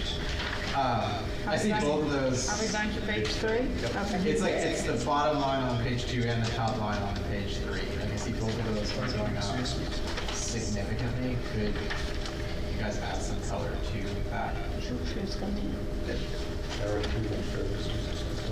It's, 23, yeah, 20, therapeutic 30, services, 23, there's salaries 20. and contracted services. It doesn't look like we've added any positions, but the cost across those two is going up Yes. just shy of $1 million. Yes, so under this line is our contracted services. So if some of our students with disabilities require therapeutic services that we don't have as our own staff, such as orientation mobility specialists. The big one has been, TBI, and I can't think of what it stands for all of a sudden. Teacher of the visual. Thank you. Oh my gosh. Sorry. Great. Teacher of the visually impaired. So teacher of the visually impaired, O&M specialists are orientation mobility specialists. So those we don't have. Well, at one point we didn't have enough students to actually hire a full-time staff member for that. So we contract out to other agencies to provide those services for our students. So that's one piece of that.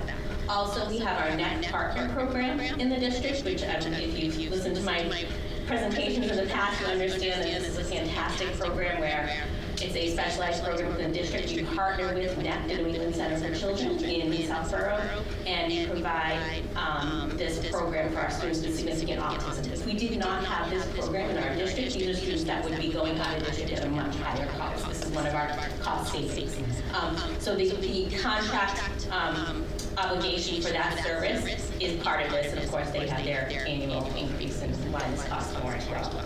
So those are some of the contracted services and why they go up. We also have students who require one-to-ones, which is a one-to-one aid with them in our out-of-district programs, and if that's the case, sometimes those services come out of that line as well.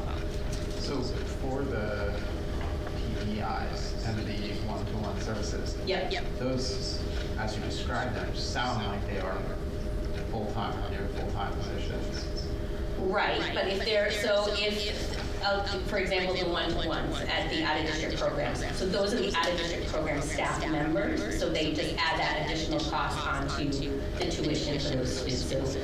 So we don't hire our own person to provide those services. However, TBI, I agree with you, which is why we have it in our budget this year. We are crossing our fingers that we will find one. They are needles in a haystack. There's not many out there, but we tried posting 3 years ago and we were unable to secure a person with that type degree and expertise, but we're going to try again this year. For that reason, as you just brought up, that it will be cheap, more cost effective for us to have our own staff member provide those services than contract out. So just from a pure math budgeting perspective, you're looking for that, but don't see an increase in the FTEs. Is it still just listed as a contracting service, but we're trying to do that? No, it's not in this line because we're actually, I believe Jana, right, we had it into our budget increases for next year for an additional staff member. So, but sorry, TBI was an example of one of those added costs. That's Sure, yeah, I guess I just making kind of the same question that was just asked before. Even removing that contracted service into a salaried position, we're still seeing nearly $1 million increase, Yep. That's one of those also specialized positions. These are again one of those challenging specialized costs that are very hard to control. Many more of our students are requiring those one-to-one aids in the out-of-district programs, and you pay a rate there that is commensurate to what you would pay if that was happening in our district, or are they charging us some exorbitant contract fee?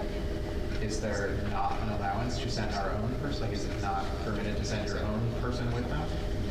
Not typically, no. That I'm aware of. It's an interesting question. I think we can we can confirm explore that, but I know when we more. contract for them to provide a service, typically, in my experience, typically they provide, if it's contracted out, they want to provide the personnel that would deliver the service and charge you. But I think it's worthy of a follow-up, just so you And do we do that in the reverse? Like, do we have anyone coming into our school where we're offering that same service to someone, like to another district? Interesting question. It's actually something that through the reorganization, Mrs. Morano and I have talked about. As we build out our in-district programming, we're not looking to turn into a private, because we have a priority to kids in Franklin. But if there were circumstances where we were able to stabilize and have the personnel we need, which right now we have really put together a budget that staffs at really what we need. I don't know where I could cut that wouldn't have a major impact on the program we built over the last 2 years with the whole reorganization and reductions. One thing that we have talked about are there, say, the neighboring town, Medway, that has a student that could go to a collaborative program, an out-of-district program, but we have a cohort that matches the needs of that particular student. Could they tuition in and do that? We have considered that. We just haven't been in the position to explore that too much further until we know we've shored up the ship, and we have to answer to the families that live in Franklin as a first step. So that's just conversations that we've had around how we could grow the programs. And I think that was one of the things that we thought of when we consolidated schools and started to look at specialized programs, having them in our schools, and looking at cohorts of kids. How could we do that? So does having that TBI specialist, if we are able to find them, increase our ability to do that? Because now we offer potentially a service at other schools. Yeah, that is one of, depending on how, if the person fit in their schedules, I would absolutely contact the area because we all are with the TBIs. I do think I was watching last night, and two things are coming to my head on this. One, the concept of creating a position in-house that could cut down on the costs. I think that was like a sentiment I heard. And then the second comment I had, I was thinking about something that Jamie mentioned around if you hire someone, but then you sub them out to other districts, you run the risk that they then go, ooh, I should just be TBI for the King Philip, Medway, Millis. So it's just something we have to. It doesn't. It's just a thought I was thinking about, and I was applying it to this type of position but it doesn't mean that it couldn't happen to try to help if it made sense. So I guess I was thinking more if we have a TBI person that then opens the door to whatever a Medway Bellingham student who needs that service. Instead of sending our TBI there, have them come here. Now we also hire a one-to-one. Contract that out at the rate that everybody else is charging us. Now we're making back on the one-to-one at a higher rate than our teacher salary or that we're paying even that person. And we could do it because we have this. The TBI maybe opens the door to thinking about that. It really could. I think that's why It's one of the reasons we included it was for these types of conversations in a stable. Yeah, I mean that cost of what's kind of uncontrolled. Can I ask one more question about circuit breaker? So when you get your circuit breaker money, do you then apply it to these different items so you just talked about your one-to-one out-of-district services in that therapeutic line. Do you then use your circuit breaker money to pay down that therapeutic line, or are you just using it for your out-of-district tuition transportation? I'm just trying to understand how. We generally use it for just to cover tuition, and it doesn't cover tuition, all of it. So all the money that we get for circuit breaker, that's applied to tuition. So it doesn't go back to the funds that you're allocating the expenses to? No, but it wouldn't make a difference. We could allocate it there, but you would be short on tuition by $100-something thousand. Okay. And then do you know what your circuit breaker amount was? Is that in here? Should be. I didn't see it. Just curious. If you don't know it, it's not a big deal. I can look it up. For this year, it's 4.7 million, FY27. Okay. FY26. FY26 this year. Yeah. So, that's 4.7. And what we have for this year right now, which is FY25, it's close to 4.1 million. And that's historically where it's been about? Yeah. Thank you. The secretary at line 2340, the raise looks like it's double COLA. Say the line again. 2340, librarian. Oh, yeah, so that's the librarian, so that's one person's salary. So with the salary grid, you move up a step, and you go up 2.5% and you move a step. So if we say someone it's in that lane, it's a step 9, next year they're gonna have 2.5% of their salary, plus they're going to advance to step 10. So that's the increase.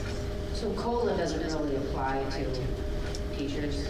It does on top of that. Yeah. You have to deal with both. There's steps, there's also lanes, and COLA. Yeah. So they earn a degree, they'll move, and then also you have the COLA, which is their contractual rate, and then they also, their steps and years of service count towards it. The simpler way to think of that is when you're at the very top and you have no more steps to go, then it is only COLA. Only 2.5%, yeah. Where is our average for that relative to other districts? The COLA? Knowing where our teachers are in the step progression. Every district has different setups depending on their union contracts. So the overall structure of steps, lanes, COLA, all that can vary from contract to contract. So it's not necessarily. I think he's asking where are steps falling? Like, are they in the beginning, 1-5, or are they, you know what I mean? Because of the two failed overrides and the district reorganization, we've reduced 65 staff members over the last two years. And those are always the newest people. So when you think of it from a seniority standpoint, right, the people who are newest in the organization are the ones who end up reducing. So what I would be curious, I haven't done this analysis, but I would be curious to know where we fall, like are we more veteran because of that fact where we don't have but then there are times when people, specific roles, you hire someone who's, step 1 because they came into a specific role that they're licensed for, so it's not like a blanket statement, but. So what's a lane?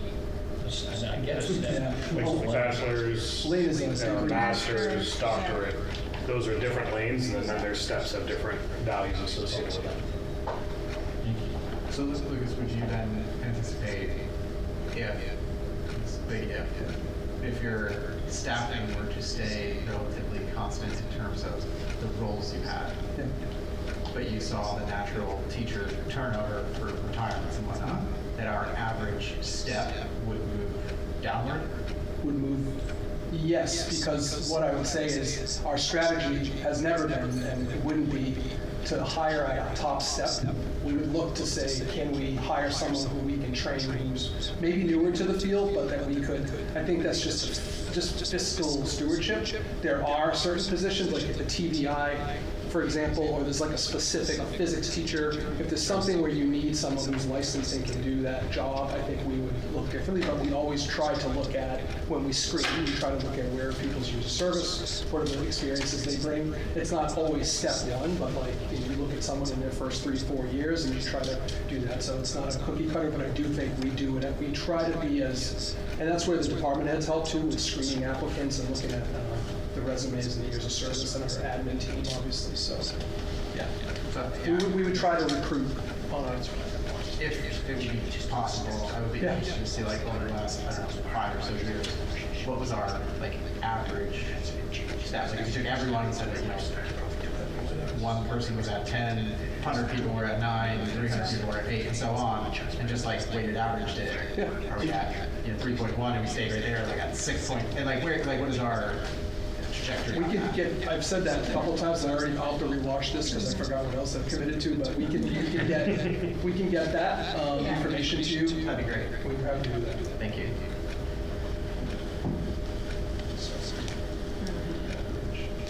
Yeah, so I guess first off, thank you for answering all our line questions. Sure. Really appreciate it. Kind of questioning the wisdom of me asking about 2330, since it is a year-over-year decrease.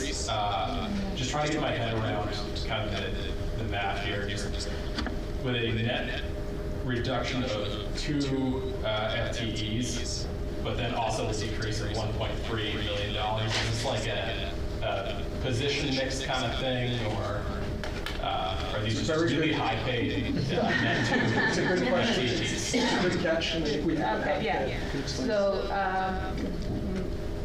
good chunk of those positions are paid through a special education grant, the IDEA.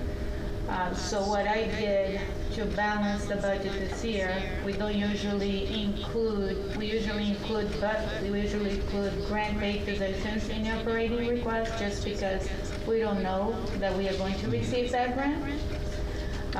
We did receive confirmation that we will receive that grant in FY27.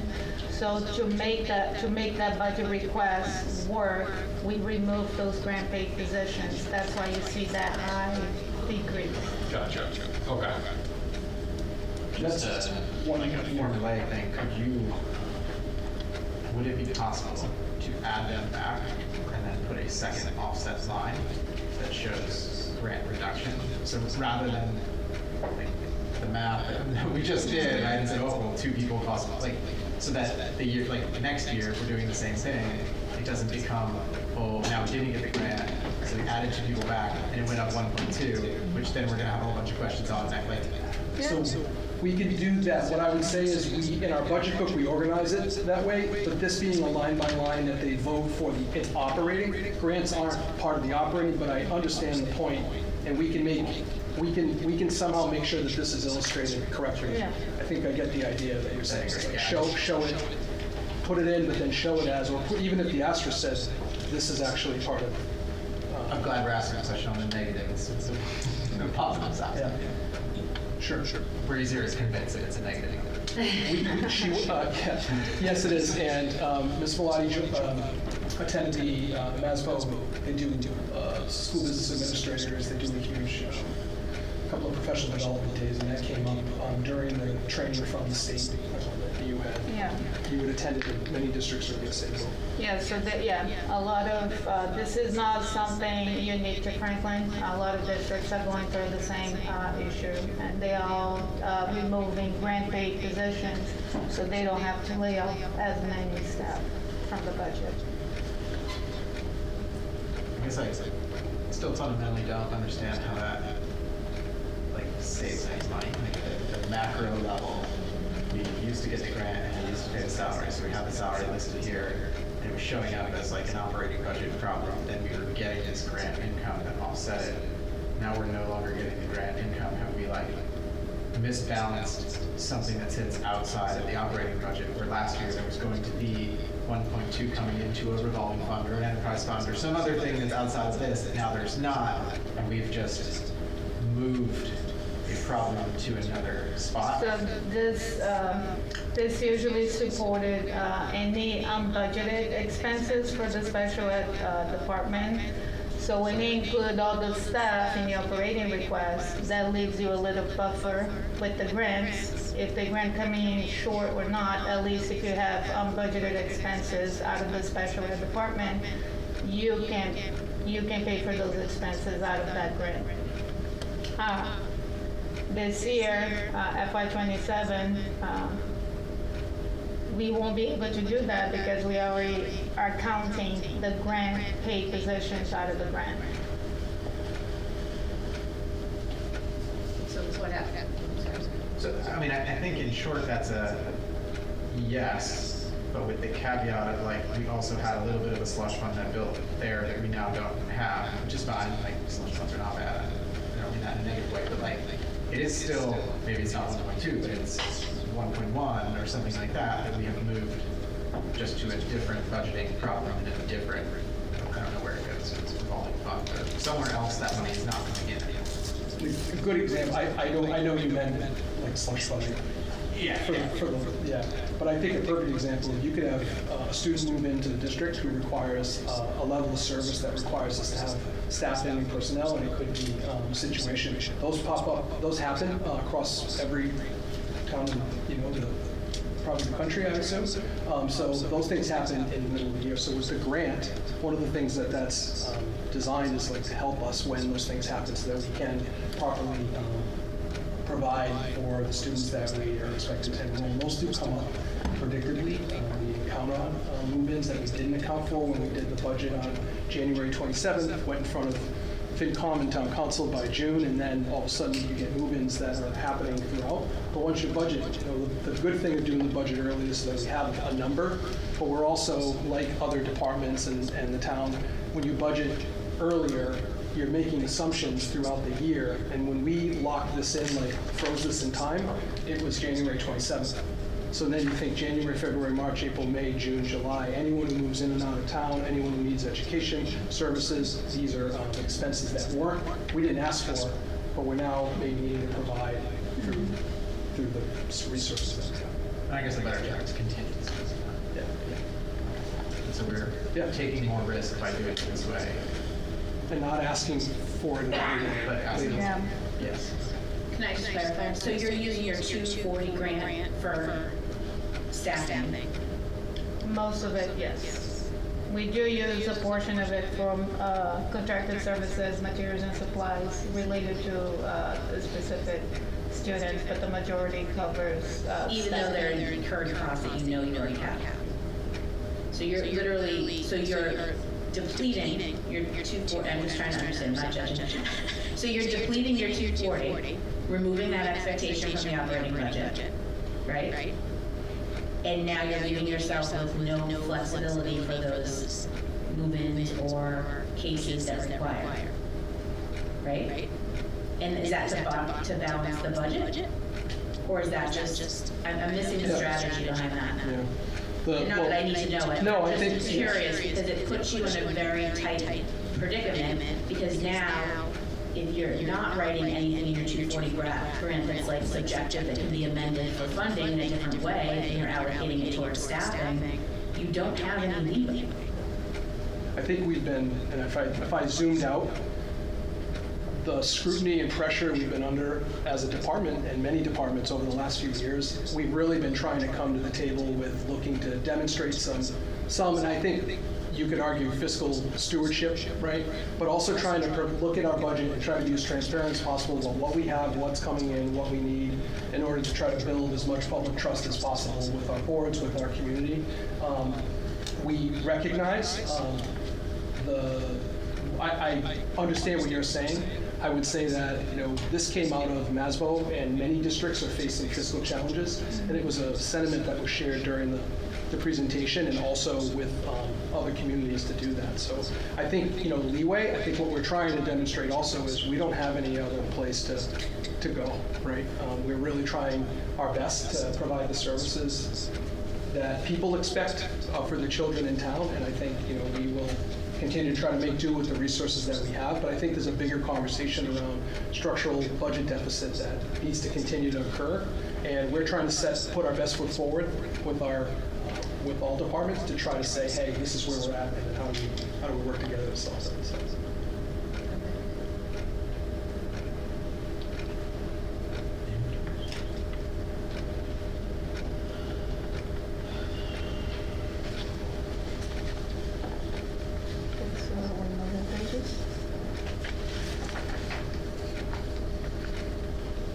Still on this page? Right. Because in my background, I see services, health services. You got testing, you got guidance counseling, you got psychology services, mental health services. Any of those people licensed? Can you bill for them? Good question. All right. There's a mechanism, can you bill for them? And they get a referral from their physician. Have you been able to figure it? You can bill for them. You mean bill for Services. insurance? Your insurance. No, we do not. For psychological services or mental health, no, we do not. Okay. Something you may want to look at. Okay. Billing service, and I think. We do Medicaid reimbursement. Oh, yes, we do Medicaid reimbursement, so for our related services, so our speech, OT, yes, we do Medicaid reimbursement. Okay, what about private? What about like Blue Cross? No, we do not. If they're an employee of the district and servicing students enrolled in the district, then their role within the district is to support the kids that, so they couldn't, I don't think they can bill outside of that. It's part of like the. If you have a physician, education. you may want to. I mean, they could do it outside, someone's. Yeah, it's education versus clinical, we do Yeah. provide education services. Yeah. So, So, jumping to the next page. We are adding a computer tech. Yes. Could we live without them? Honestly, it's just, I think I can actually, I wanted to clarify something that came up yesterday too when I was watching. I was watching the game too, but I was watching both at the same time. There was a conversation around technology department and staffing, and there was a comment around him, where is he here still? Hi, Tim. Tim losing staff. So if we go back to FY '22, he had 13 people in his department. Through '23, '24, we get into the field overrides. We didn't make any cut to that department, just knowing that there was a 13-person team supporting town and school. And then there was a reduction to a part-time reduction, 0.5 to a secretary in the technology department. And then they did reduce last year to 12. And that was the only reduction they received. There has been turnover within the department, so I can understand optically, but I want to just be clear, there's been 13 people since 2022, we then went to 12, and now we're trying to get back to 13, and that was our plan to ask for that within the budget. And again, we balance this out elsewhere. So this is one of those 7 FTEs where we went down 7 elsewhere to be able to budget for this, instead of just going up. So we kept our net at 0 in order to accommodate this. can I ask a question? Chromebooks, Ryan's favorite. So just, I know we have Gary here. No, I know we have this big conversation about it. I noticed that there's no budget for it, right? And I know that historically, we use capital funding for Chromebooks, right? So just wondering, kind of what you talked about earlier with your facilities, is it something that we should be looking at budgeting for? And Tim Raposa, Director of Technology, and you know, we've had this conversation before plenty of times, and the last time I had it was with Jana, and the answer was, if we want to put $125,000 in my regular technology budget on the school side, we certainly can do that. It's, you know, I don't manage the money, but you know, that's really a financial question. It being in capital gives us, you know, the ability to keep that budget line item, you know, lower the overall school budget lower by $125,000. I get it. It's needed every year. It should be in regular budget. But there are a lot of things that should be in regular budget. And we had that conversation. I think it was at the town council meeting. Many times. And this is just one of them across all departments. So it really is a financial decision. The money is the money is the money. It all comes out of the same bucket eventually, right? So it's a tough question to answer. I guess I was for, you know, the opinion of the, you know. I mean, I understand you're being fiscally responsible, I appreciate it, but I think what, to our point that we've been talking about is these are things that are not nice to have, right?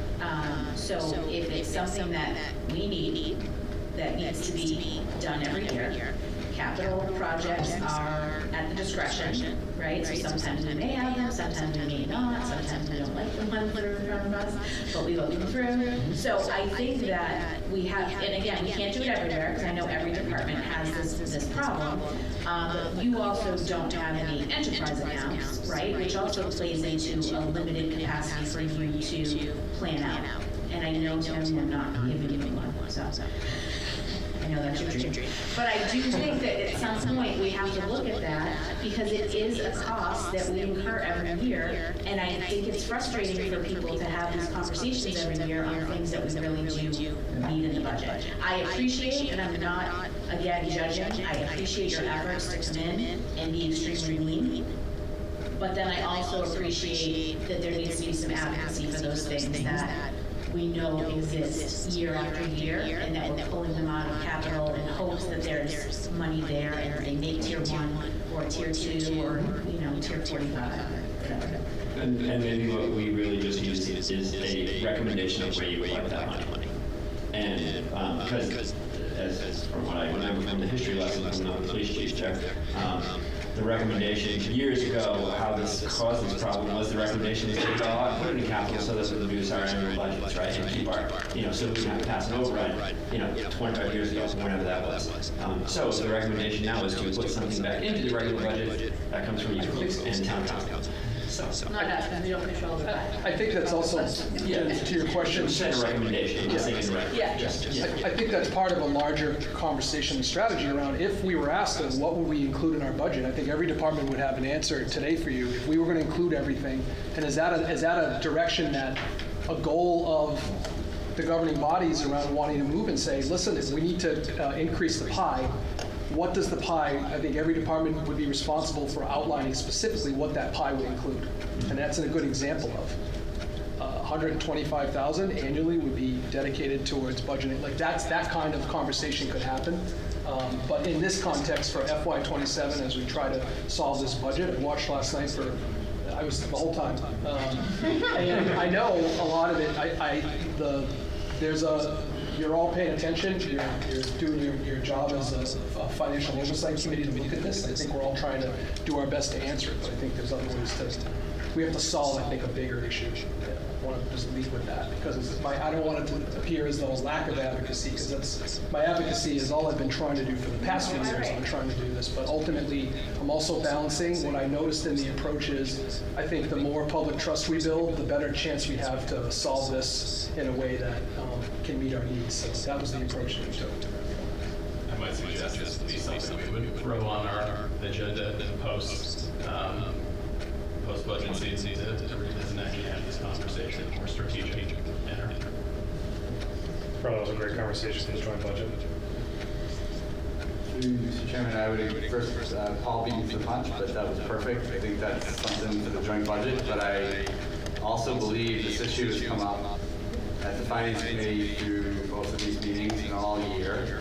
I think the Finance Committee should consider, as part of their budgetary recommendation to the council this year, how do you see that fit?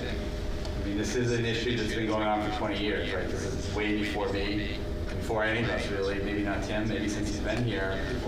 And to Tim's point, for historical context, he's right. I think the Chief Lynch has spoken to this all the time. He's been here the longest. When you look back 15 years, they took a lot of the capital out to avoid the inconvenient truth. And at some point, I think we're just starting to shuffle chairs, just to shuffle chairs, right? We're literally just moving things around to kind of avoid, that Al Gore moment of, the climate is warming. It's just here. Because we've got tasers, bulletproof vests, police cruisers, fire protection gear for our firefighters. These are not, I think Jen's point, these are not like wants, these are needs. Chromebooks, special education vans, curriculum investments, there's a whole bunch of things on their capital list. Ryan, you asked last night, give me a number for facilities, right? I mean, if you're looking at getting capital numbers, just to start to reverse this 20-year problem. You're looking at about $500,000 for police. You're looking at roughly $500,000 for fire. That's based on what y'all just approved. You're looking at about $500,000 a year for schools if you're, and to be blunt, 125,000. As somebody who's gone through the Chromebook exercise now for a decade, particularly in 2000, when we gave $1 million in Town CARES Act money to buy those computers, and kudos to Tim for being way ahead of it, we bought them earlier than everybody else. It's kind of scary to sit here 6 years later where we were very blatant with the public in 2020 when we bought all those, we would need a replacement schedule, right? And then if you're looking at facilities, when I was looking at the numbers, if you're looking at a tier 2 number, you're ballparking about another $500,000. That's light for facilities, it's very light. That's some of the smaller items, not the big stuff at $1 million or more. Those are different pieces. You're looking at $50,000, $30,000, $20,000, a fridge, a stove, a compressor, a boiler.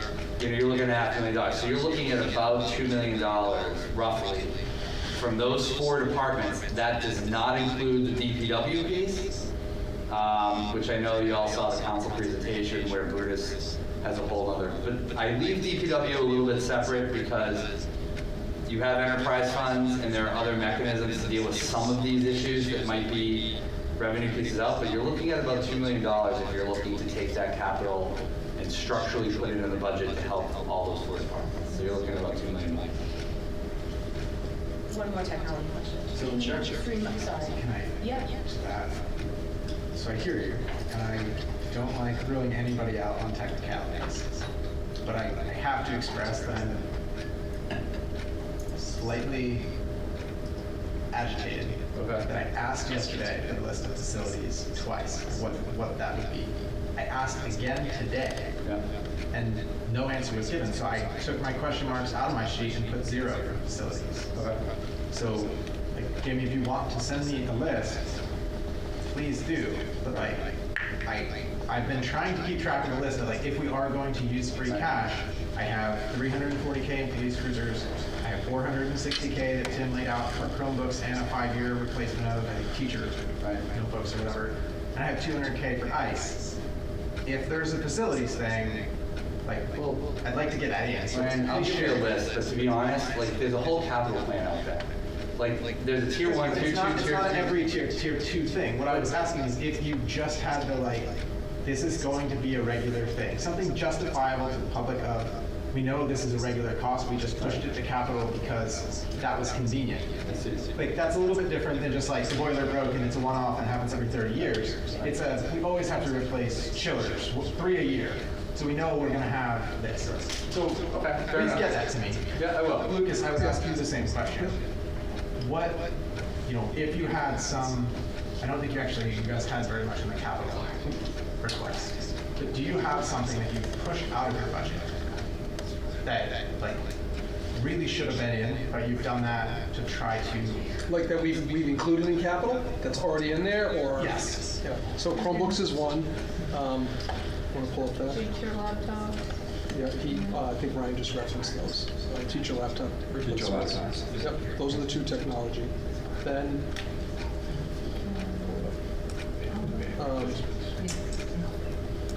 we had camera replacement schedule in there that was part of capital, it was voted in, if you remember, from the town council. And ultimately, that's keeping up with the replacement schedule for our cameras, but also I would wonder about our servers and we've talked about the server replacement schedule, so that's not annual, but I do wonder if maybe that is more of a capital project if it's not something that's recurring, but it's predictable. It's on a schedule, I think. Yeah. Special education van fleet, we have been replacing those. Mrs. Morano, I think we will be in better shape. We thank you to FinCom, Town Council, for the work to help us, and Jamie for allocating one of the vans 2 years ago, and Jeff Roy, who helped us get a different van. We've been able to catch up on a fleet that we had 3 that were about to not get approved for inspection, and we are now out of the red, and we're building that back. So that's something I think would come off of being annual once we get through the next one. I think we have one left that's 10 years old.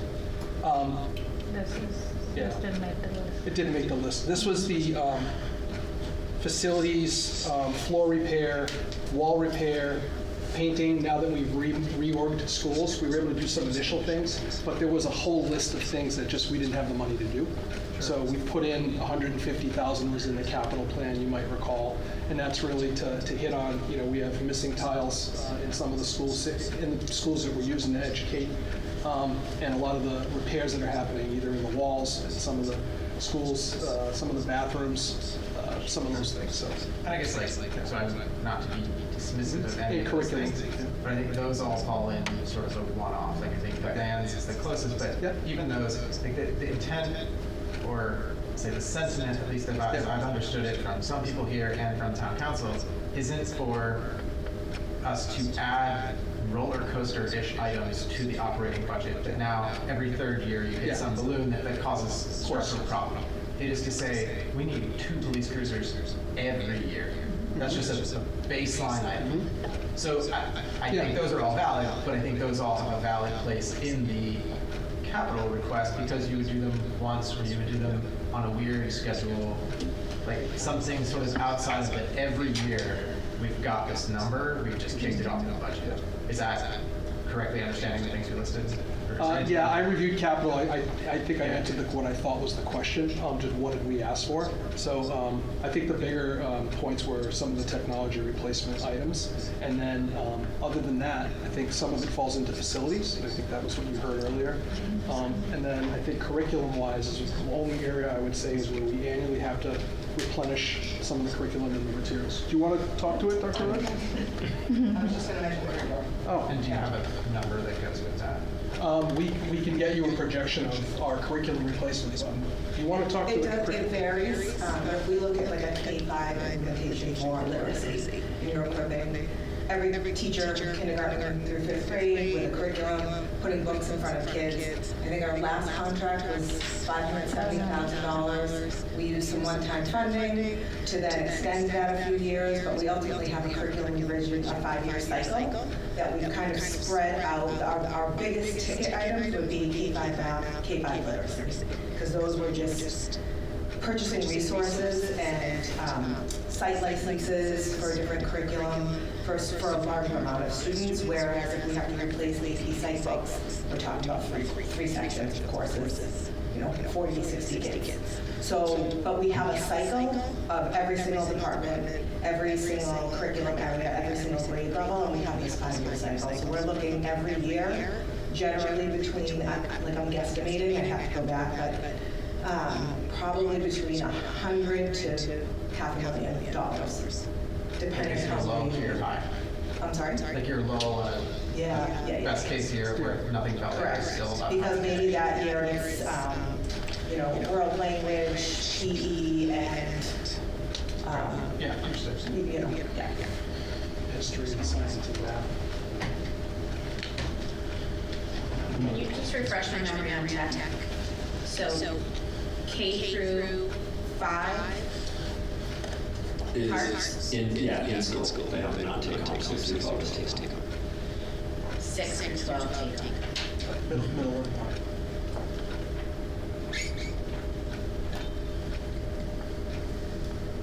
That's all.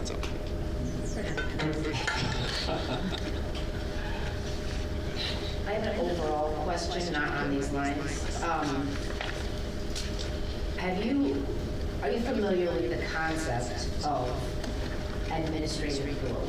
And what I mean by that is articles that are out there that say, that show the projected line cost of administration rising significantly higher than the cost of teachers and students, which remain, relatively stable, or in the current environment, maybe are going down a little bit, but it's not a huge amount. So, and that's not a Franklin thing. That's the projections and those charts and stuff, all that information that's out there is like the whole United States. So I guess my question is, I don't think that that's not a real thing. I don't know how we, I don't want to say the word justify because that makes it sound like that's a defensive word. So I'm not saying that, I'm saying, but it's a sticky thing to say, well, we haven't increased teachers, or, and if you were watching all night last night, so I'm asking every single person who, where could you cut? And I think my question to your team would be, if you have to cut, so where are you cutting, but from administration only, not from teachers? So we're going to pull something up for you? Yeah, this has come up, I think Shannon, we've received those types of questions over the last 3 years, just in different people and from different perspectives. In Franklin, when we did the consolidation, for example, we went from 3 middle schools to 1, so you had 3 principals to go to 1 principal. We then looked at what our staffing, but we put this slide up, I think we can make it a little bit larger, because a lot of the question was around how do we even compare to the state? Like, where is Franklin at in comparison? So we started to break this down, so if you look at the graph, it shows you the leadership and our teachers and our paraprofessionals, but if you look at we're below the state average in there. The other thing I'd point out, we have approximately 12 district level employees for 4,300 student school district. And when we look at, we have about 21 school-based leaderships. When we built them in the reorg, we looked at about 500 students for every assistant principal at our pre-K to 8. And ultimately that was, we had 500 kids basically in your K to 2 and your 3 to 5, 1 AP and 1 principal. And so basically between those positions, you're talking, they have approximately 50 to 53 staff with 500 kids, and that's how that's broken down. But ultimately, we put this up to kind of show where Franklin falls within this. Our administration represents approximately 3% of our FTE within the district. So I feel as though we're appropriately sized, and I think, Natalie, I'm thinking back to pre-reorg, some of the questions that you had around, hey, how are we organized? We're spread out among 5 elementaries. Now we're in 2 complexes, but it's K to 2, 3 to 5. We're at 3 middle schools, we have 1 now, right? That idea, I think, the work, and I think Jamie referenced it earlier today, the work we've done over the past few years to kind of reorganize the district to get as, appropriately lean as possible to support what we need. I think that's what we've done, and I don't feel as though we have bloat in the admin level in Franklin. Don't mean the technical term, not. No, I used it because it's what you said, but I know what you meant. I just didn't want you to think that I don't think that. implying that. But I think to highlight that further, so really your main question focuses on the black and the gray bars that we have on the left side there with the leadership for the district and district-wide instructional leaders. So you see that we are far below the state average for those ratios. But more importantly is that you look at the orange bar in the middle, that's our special ed teachers, and then you look at the yellow on the right, and that's our paraprofessionals. So we are actually above state averages for the students, for the people interacting most directly with the students who need them. So not only are we really slim on the, on the administration side, but we focus very heavily on exactly who's interacting with the kids to make sure that they get what they're needing. Yes, and my suggestion wasn't the cutting of the teachers or the direct, it's the truly administration. Do we have a disproportionate population of people receiving special education services? We offer more in-district programming, I think, than some districts do. I think that might be one of the reasons when you staff a specialized program where you might otherwise send a student out to an out-of-district placement. When you have more programs available, you can enroll kids within your own district. I think that's, Paul, your presentation you talked about that. Do you want to hit on it? Yes.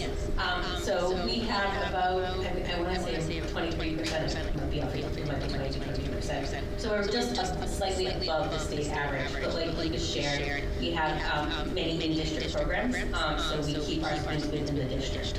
And with those district programs, we need a little more staff because they have more intensive needs. We need more paraprofessionals to provide that support, in other words, for some centers. And that's highlighted here, just showing the overall costs and what we're able to save in the district for 5 of our main programs. Bottom right, you see that's how much we're saving by running these different programs and having all those extra professionals working directly with the students, so 1.7 million. And this is something that I know Paul is really trying to advocate for expanding consistently.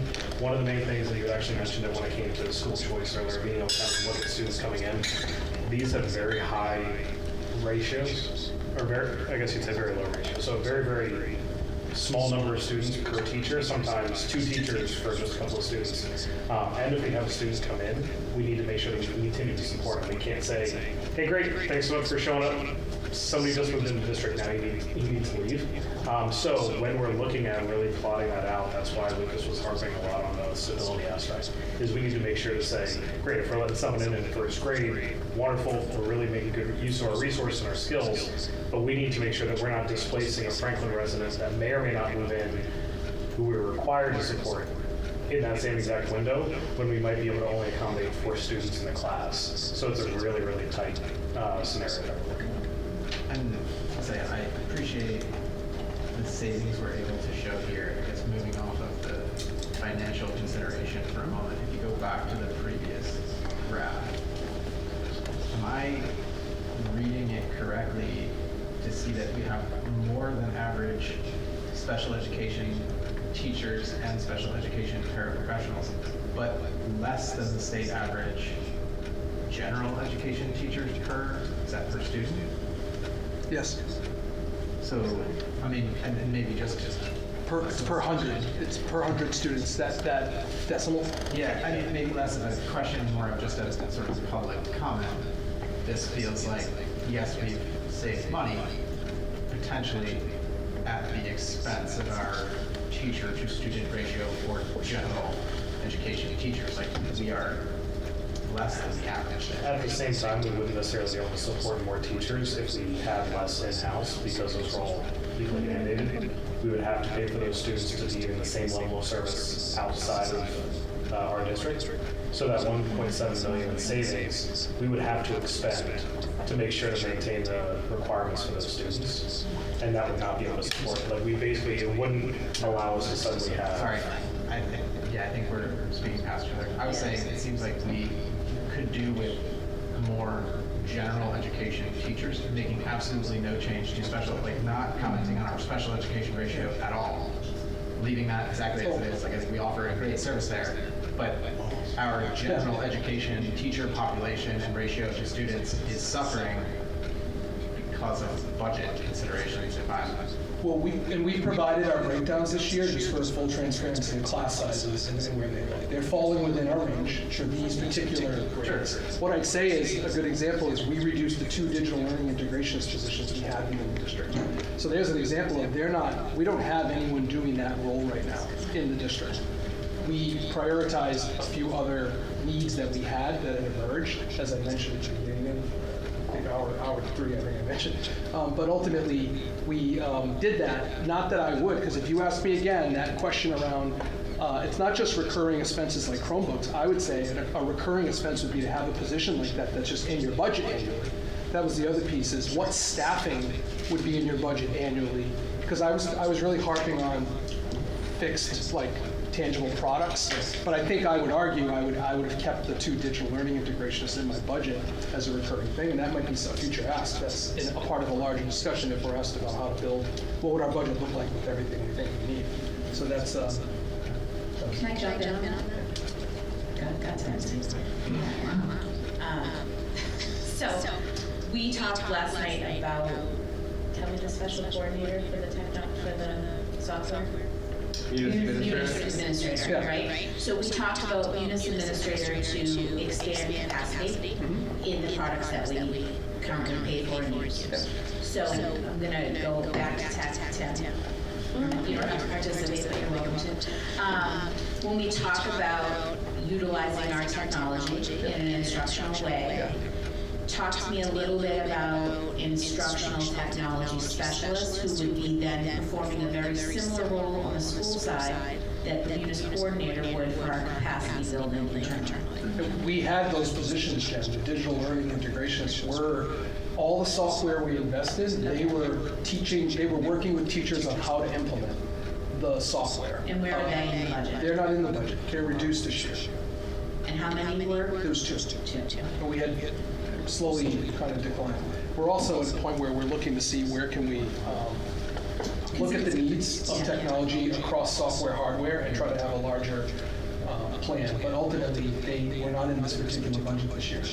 And I'm just bringing it up because I know that was a big conversation we had yesterday about having that system and expanding the capacity of that system when we invest a lot of money in it, and then building efficiencies, right? So when we talk about technology and the Chromebook, I just wanted to kind of add that in because I do think that I didn't see it, and I just wanted to make sure I was. And I support that strategy, and I support the munis position for the purposes that I heard and watched last night. The same concept. I think that's those types of positions. If you're trying to utilize, I read an article similar to that, like the companies, whether you're private or public, the amount of money we invest in products and software to not utilize them to their fullest capacity is really a missed opportunity. So I think we share that same sentiment. We'll look for ways to creatively do that now. But yes. Thank you. Yep. Anyone else on anything?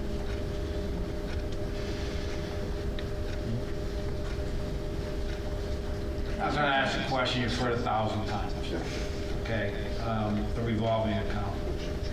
I noticed it's gone down by $700,000, and your expenses have gone down by a lot also because of the transfer of insurance. There are other costs that throughout my learning experience here, I have listened to that are in the general budget that are allocated, that are school-related expenses, i.e. We have custodians, we have fringe benefits and so on and so forth. We have debt, we have interest. How can that revolving account be used to help subsidize some of the other expenses? I mean, we talked about earlier, do we stop watering the fields? And I understand the revolving account it's a restricted temporary restricted type of account that has to be used within the parameters of what it was generated from. So how can we get creative and somehow support other services with that revolving account? So I think one of the first things to look at... I'm thinking globally now, as I look at what the school budget is, it's not really $75,000. It's more like $93,000 when you allocate all the costs that are associated with the schools. So one of the first things I think to look at is that revolving funds do not completely encompass and pay for some of the things that they're actually collected for. So things such as athletics or buses. We actually take on a significant amount of cost in our operating budget in order to cover the full cost of providing those services.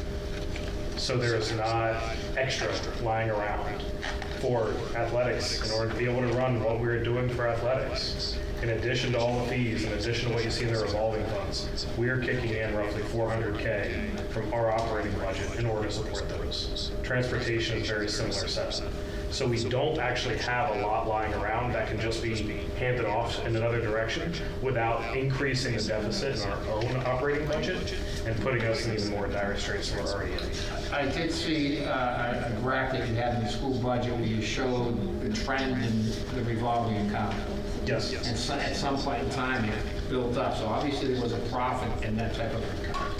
That's how I would interpret that. Yeah, there's not profits. Fees not being used. There's not excess fees. What it is a matter of how we're drawing from it versus. So usually in those years when we don't draw as heavily from it, we are absorbing more of that cost in the operating budget. The past couple of years, we've had a lot of trouble doing that, so we've had to draw very heavily from the revolving funds, which is why you've seen them drop down a lot more. They're also well below the policy that we've set, where we want to have basically a year's worth of expenses in there, and we haven't been able to maintain that for the past couple of years. So there's not actually, it's not the slush fund that I think people have kind of come to think of it as. It doesn't have extra in there. It helps us to offset the costs, but it doesn't actually cover some of the main ones that we have to worry about from the day-to-day perspective. Just a tangible example would be, it costs roughly $1 million to run an athletic program. We collect and we're able to offset those costs by about 670,000 of the revolving the fees that we collect to offset it. So we still have to pay for some of the programming, but ultimately it doesn't cover.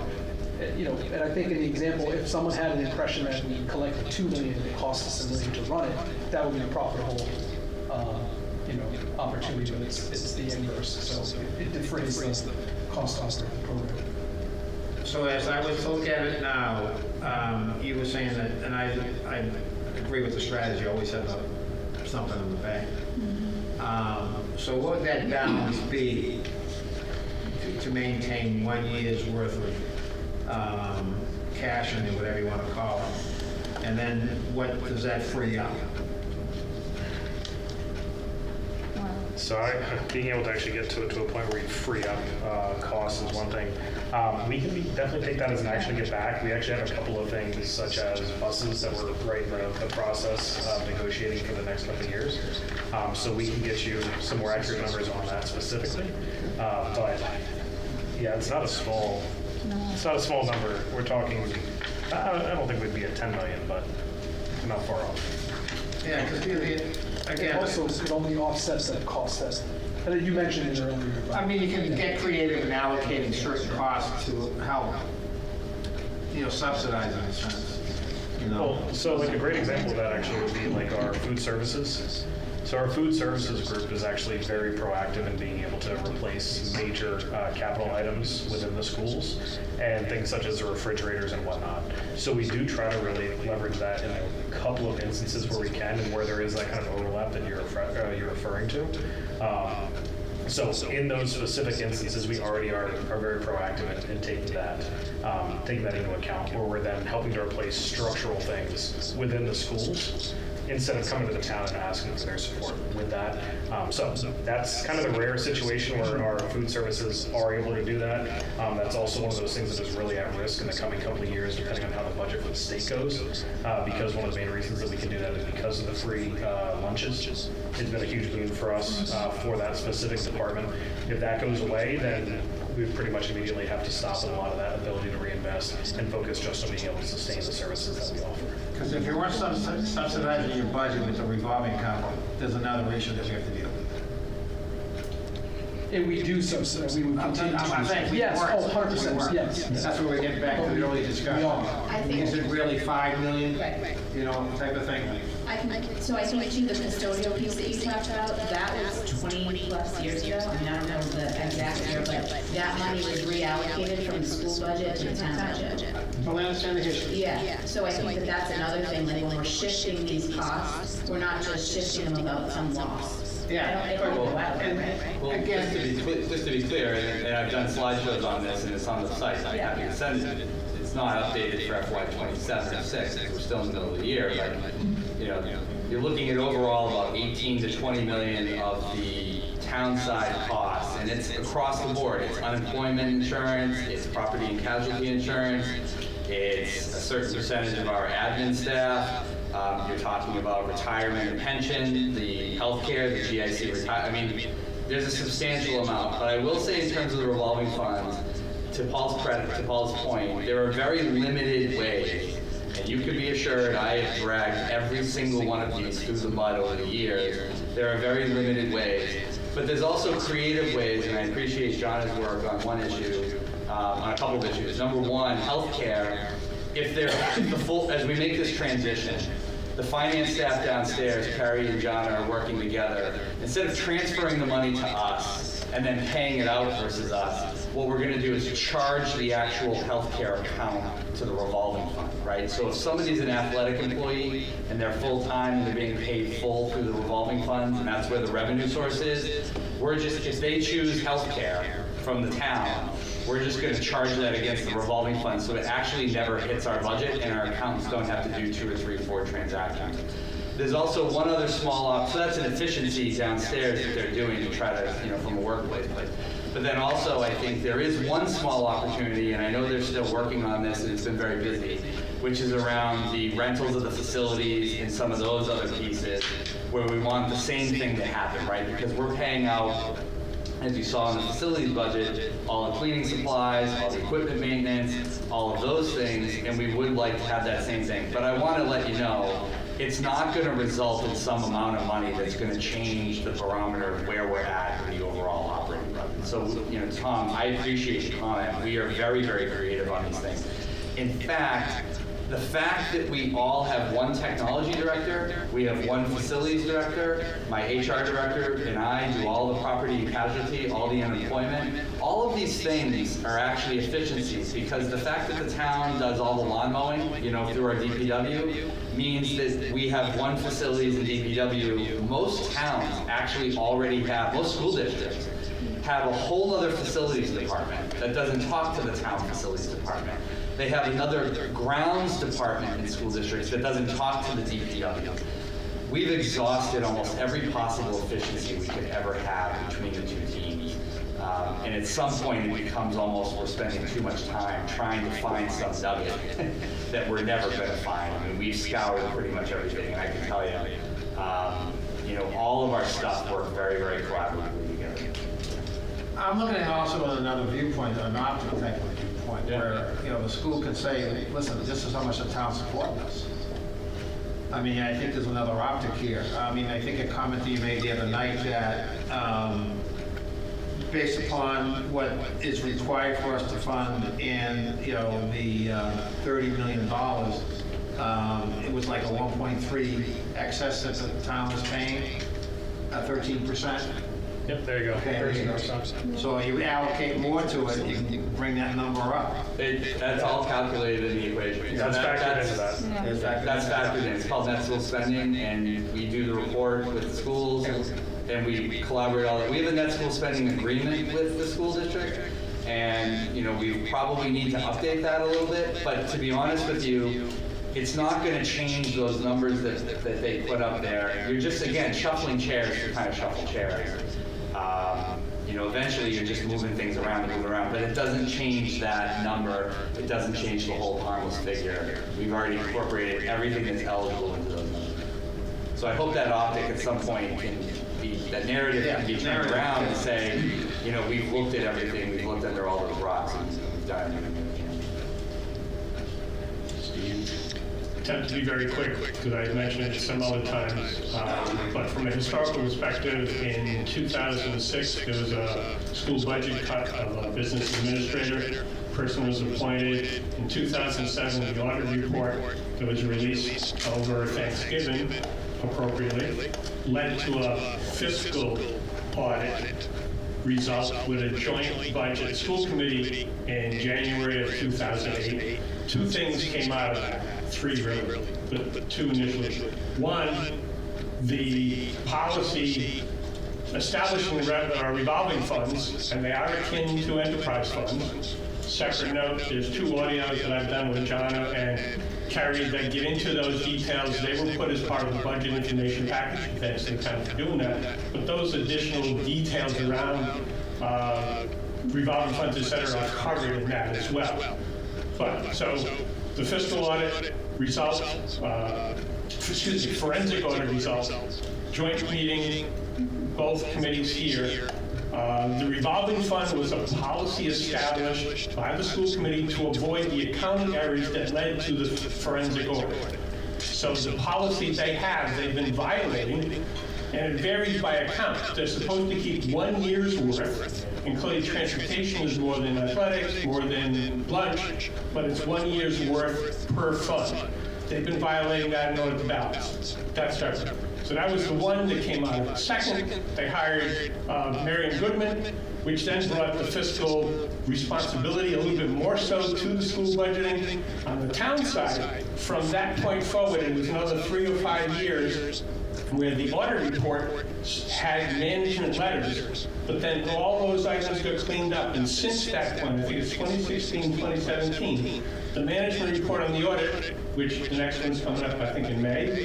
May 13th, actually, we have a click on it. Has been cleaned, right? So what was done, got corrected, has been operating, continuing to do so. The other piece is the optics and the storytelling. You are moving funds back and forth creatively to solve the issue, but the biggest issue that we need to truly get to, and hopefully that's going to come out of the joint budget sessions as they start, is this is all revolving, changing chairs on the deck of the Titanic. We still haven't addressed the revenue issue because all we're doing is just using what we have, and we don't have enough. My 2 cents.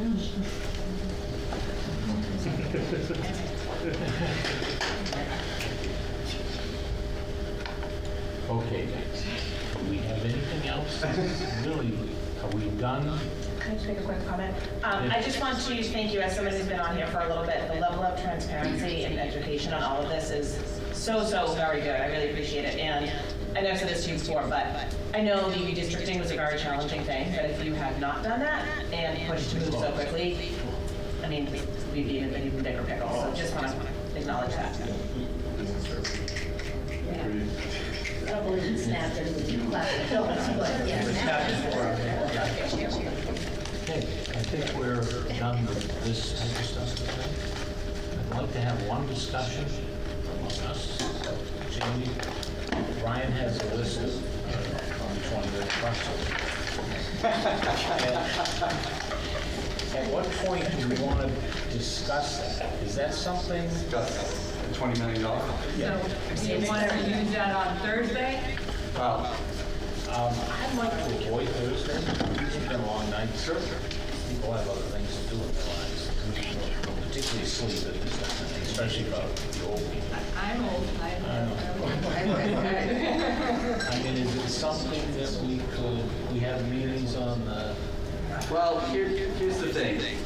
So just from I think you guys gotta, I mean, if you want to give up Thursday, it's fine. I don't think tomorrow night should be very long. I mean, the police and fire budgets, I will say DPW will be long. But I think you have to have a conversation because there's a lot of different views, and that's good. I think it's healthy and I think it's wise, but I think y'all have to have a discussion in and of itself. I think if you wait till May, I'm going to guarantee you the numbers are going to shuffle around depending on the healthcare issues, probably quite a bit. And so I think you have to have a discussion as you're entering with this budget right now, and after all the work you've done this week. I think you have to have a discussion hopefully this week while it's fresh. I think also including Steve's comment. I mean, I think we are talking a lot about shuffling chairs around. I think it's helpful, it's good, it's collaborative. I think we hopefully have passed any obstacles out, that everybody here is working together, putting their best feet forward to do the best they can. But y'all have a lot of differing views, and that's okay. But I think you have to hammer out at least a sketch or a list of, with consensus, if you're going to make proposed recommendation cuts, what are those? Are they there? Are you going to do that? Are you not? And then figure out, so that my thought is that you would have a comprehensive recommendation based on the budgets that's there. I also want to acknowledge and work with Kerry to help draft a letter and document that and make a list, so it's a formal recommendation and document, right? You know, and then also I would say this: anything your voice speaks right now. As I go into after the open enrollment is over, don't forget there's probably a healthcare deficit in our self-insured plan right now too. We're watching what Beacon Hill does. There's a lot of balls in the air. But I also want to acknowledge that depending on how the open enrollment, and I've acknowledged this in my narrative multiple times, so it's there. Whatever your comprehensive committee view is, will also help me and the staff as we get open enrollment numbers toward Memorial Day. I'd like to come back to you on May 27th, and then June 3rd. Those two finance committee meetings, I'll be able to have a revised budget based on the healthcare numbers, which will also possibly have a revised school budget, because as I've acknowledged, if there are fewer subscribers, I'm not just going to transfer the 8.8 million because that's the assumption. If there are more subscribers than we anticipate, that number on their end may be higher than 8.8. We all understand that, those details.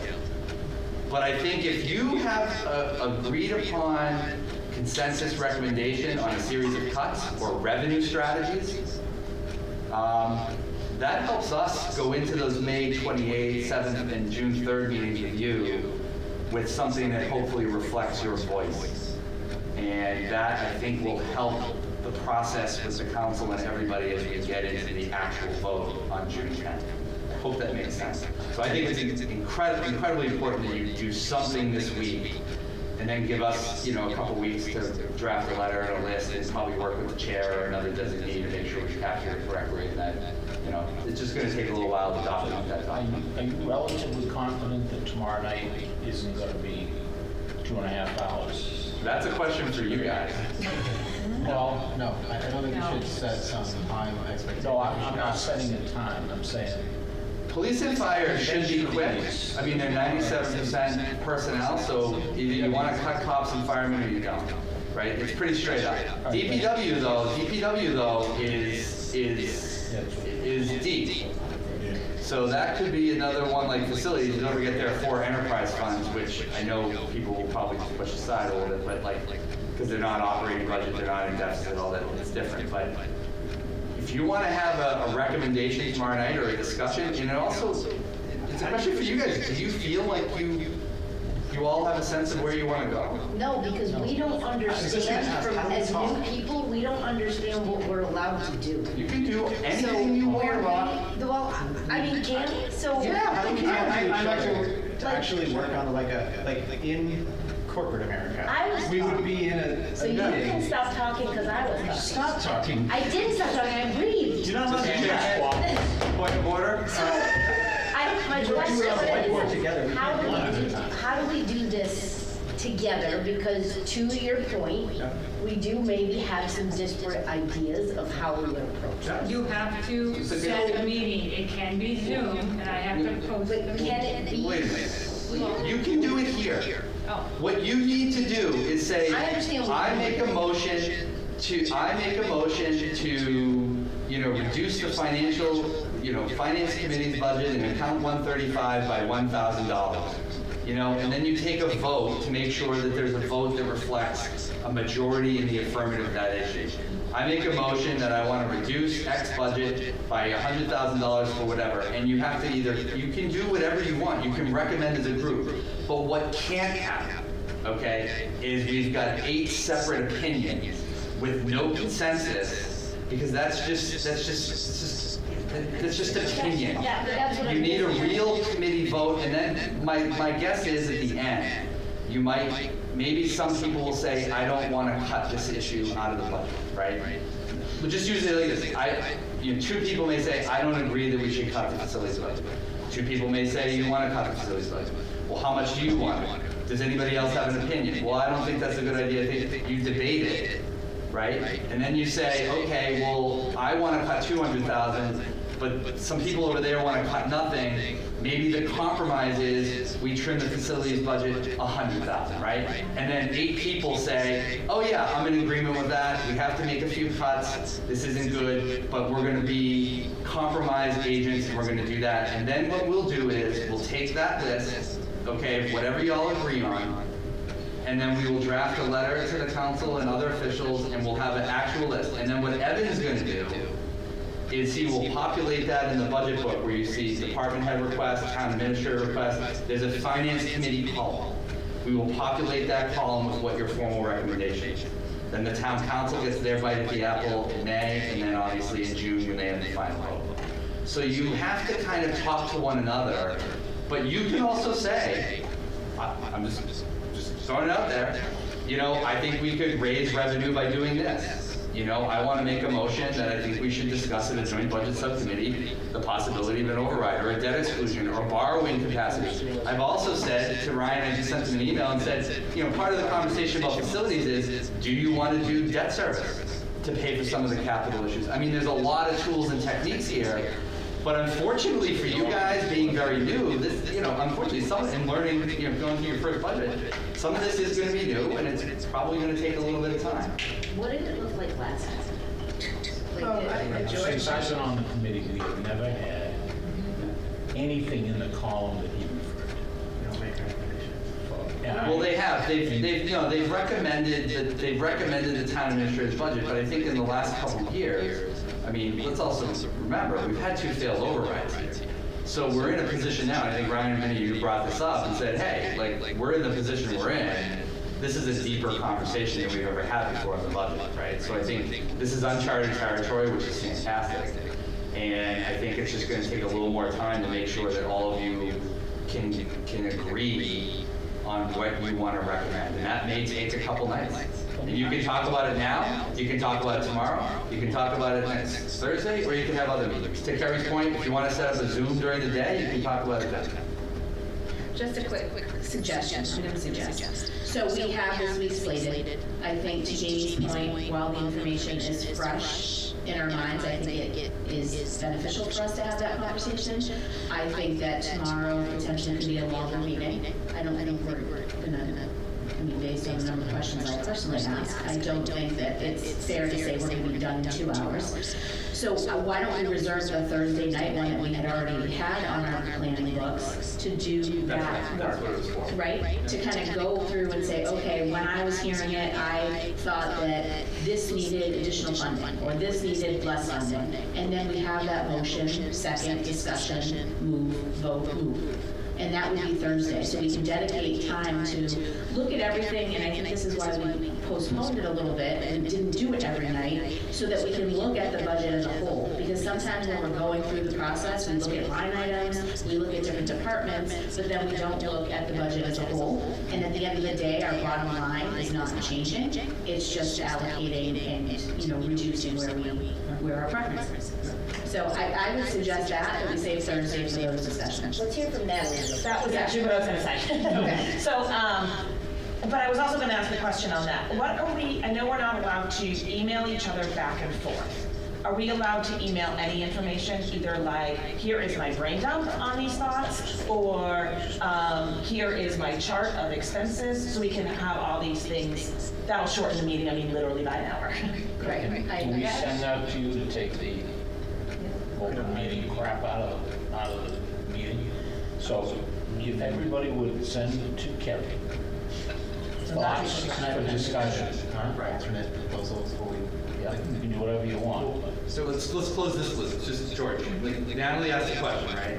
To your point, you can email one-on-one. Like, my name's, Natalie, you can email Jana and say, hey, I appreciate your comment the other night. You can kind of schedule, but you can't really deliberate. So once you get into substance and detail, you start to get down that slippery slope. And I just think that no matter how disciplined people are, all of a sudden the encouragement for reply to all, or this 8 people are sending emails around, that's a clear violation. It can't be Tom and Jen, Shannon and Ryan, George and John, and they're all emailing back and forth. That's 8 people having a complete deliberation, and it's totally against the law.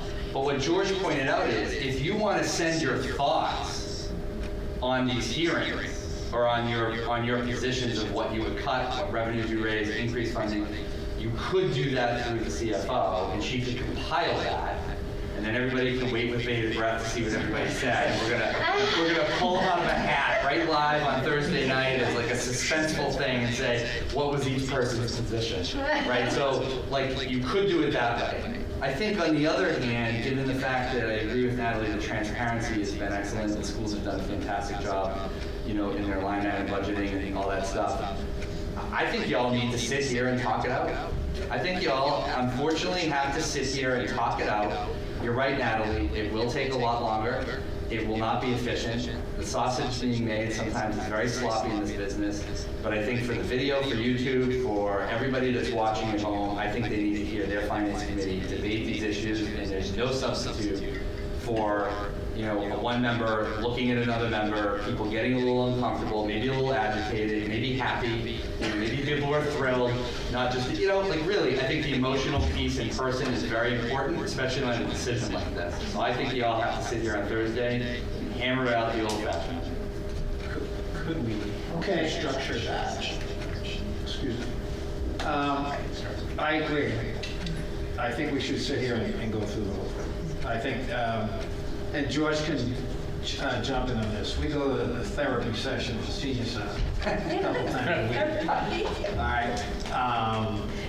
And what we hear there, and you probably hear it from your friends at the soccer or wherever, the lack of transparency. So I think having the debate, whether we say yay or nay, they can see the logic behind it. Right. All right. What I'm confused at, and I just look at the process. We came in here and said, what's the goal? Shouldn't that have been set by the town council? No. Why not? Because they've chosen to go through the joint budget subcommittee. They've gone through that. So that was their direction. Right, but the town charter also makes me... It's a bottom-up type of approach. Right. So, exactly. And the other thing, I'm directing it to you. As you saw, a lot of my questions are trying to generate, where's the revenue? Where's the revenue side? We're going after the expense side. Yep. What about revenues that we're missing? What about revenues that you have in the back of your head that we can go after? If you want to talk about it, I'm just being very blunt. Yeah. I've written about this in other memos. I've given a top 10 list of the solutions.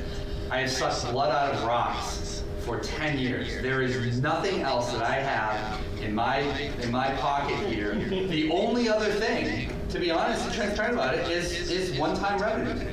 You could use a sliver of budget stabilization funding. Yeah, Okay, but none of it is sustainable revenue source. I agree. So if I look into like the enterprise accounts, one thing I have noticed is that a lot of your departments are just salaries.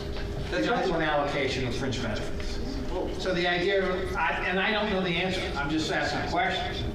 If an enterprise account is not making money, or is making a little bit of money, can allocate overhead to it, can I get more value out of that enterprise account? We do that already, but you gotta be careful. We're not a for-profit business. I know you know that, but I know the private sector principles come into these discussions, and it's all about making money. Even when Kerry told me we were $13,000 over on passports, which is what I exactly hoped she would say, I just hope people don't start challenging these things, because you gotta be careful. We're not here to make money in that sense. We do look at those fringe benefits. Those indirect costs are in the budget. They're offsetting. So, you know, when we get to enterprise funds tomorrow night with DPW, we should talk about this a little bit. Yeah, that idea that if I have an opportunity to recoup some costs legitimately. You'll see tomorrow night how we really creatively divvy up the salaries of almost every DPW employee. Unless you're a unionized employee on grounds, highway, water, and sewer, almost every other management position is split up among all of those accounts to try to offset money off of the operating budget, because we're legally obligated to say 10% of the director's time is to sewer, and we have to charge across those accounts. But that's been a relief on the operating budget. We've been doing that 20 years, right? That's a Jeff Dunning success from 20 years ago. That's in line with what you heard earlier.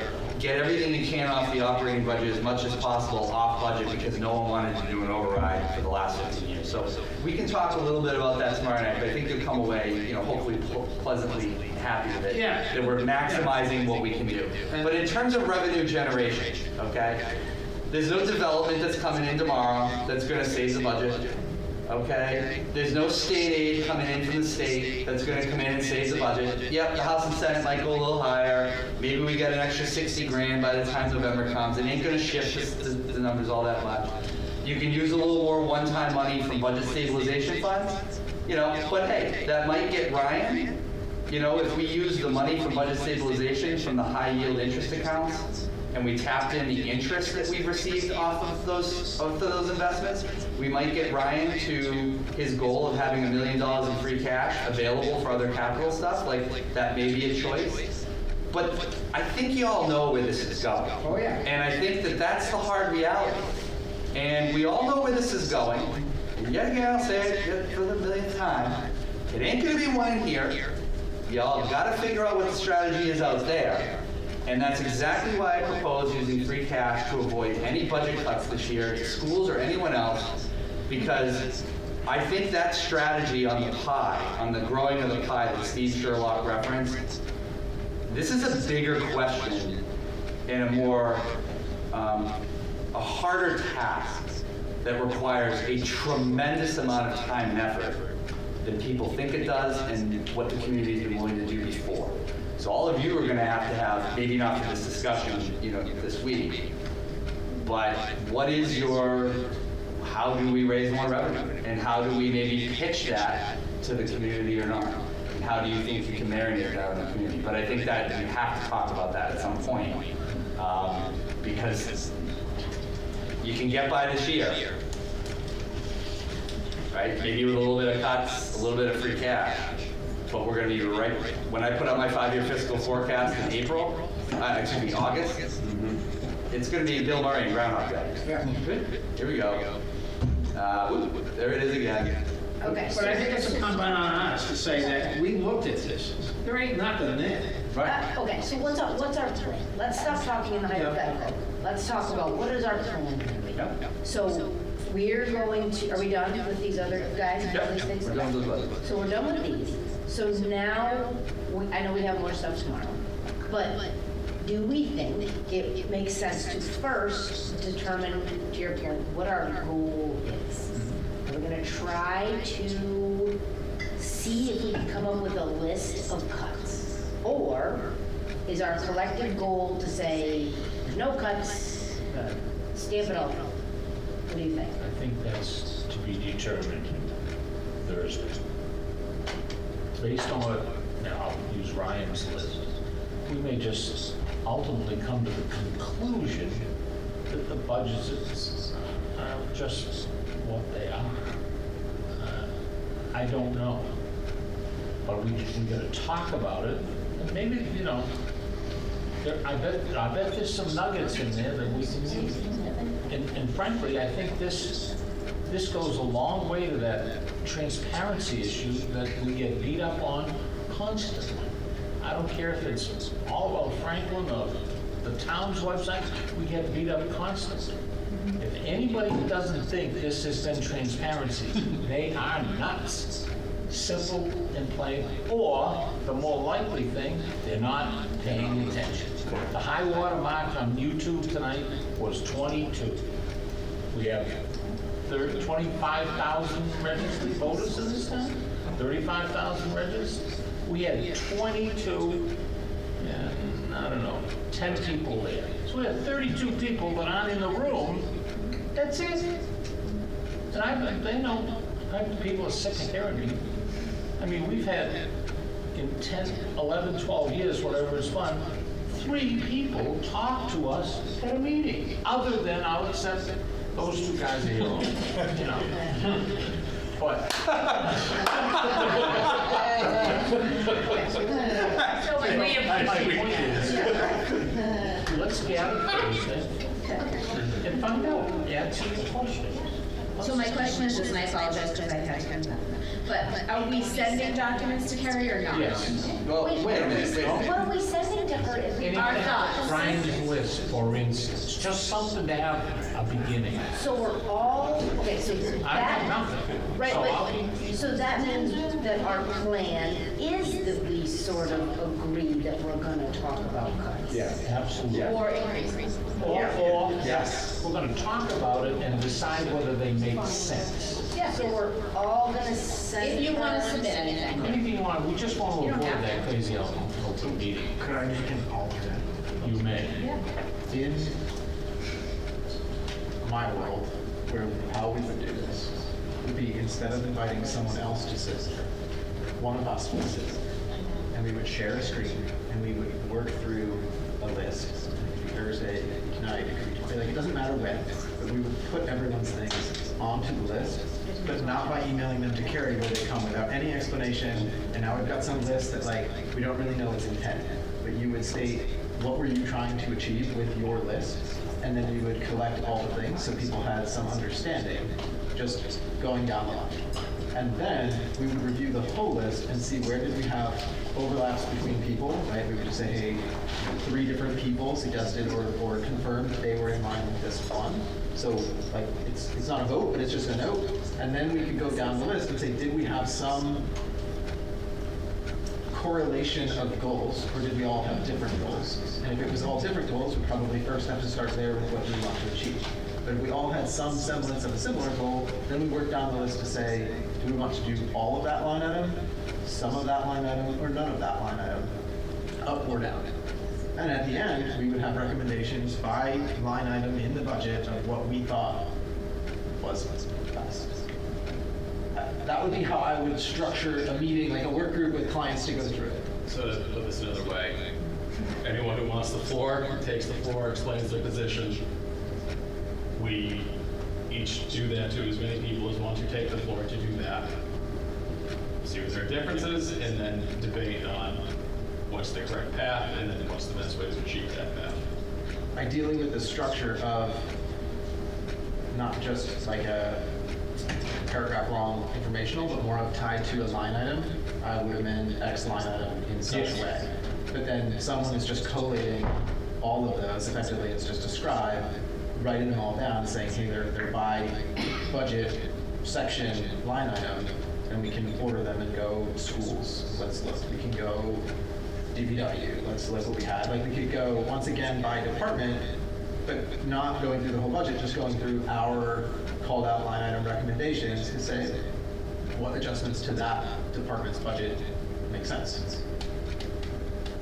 Another way is we determine that we only want to take $1 million out of free cash, go to management and say, get me the other $1 million.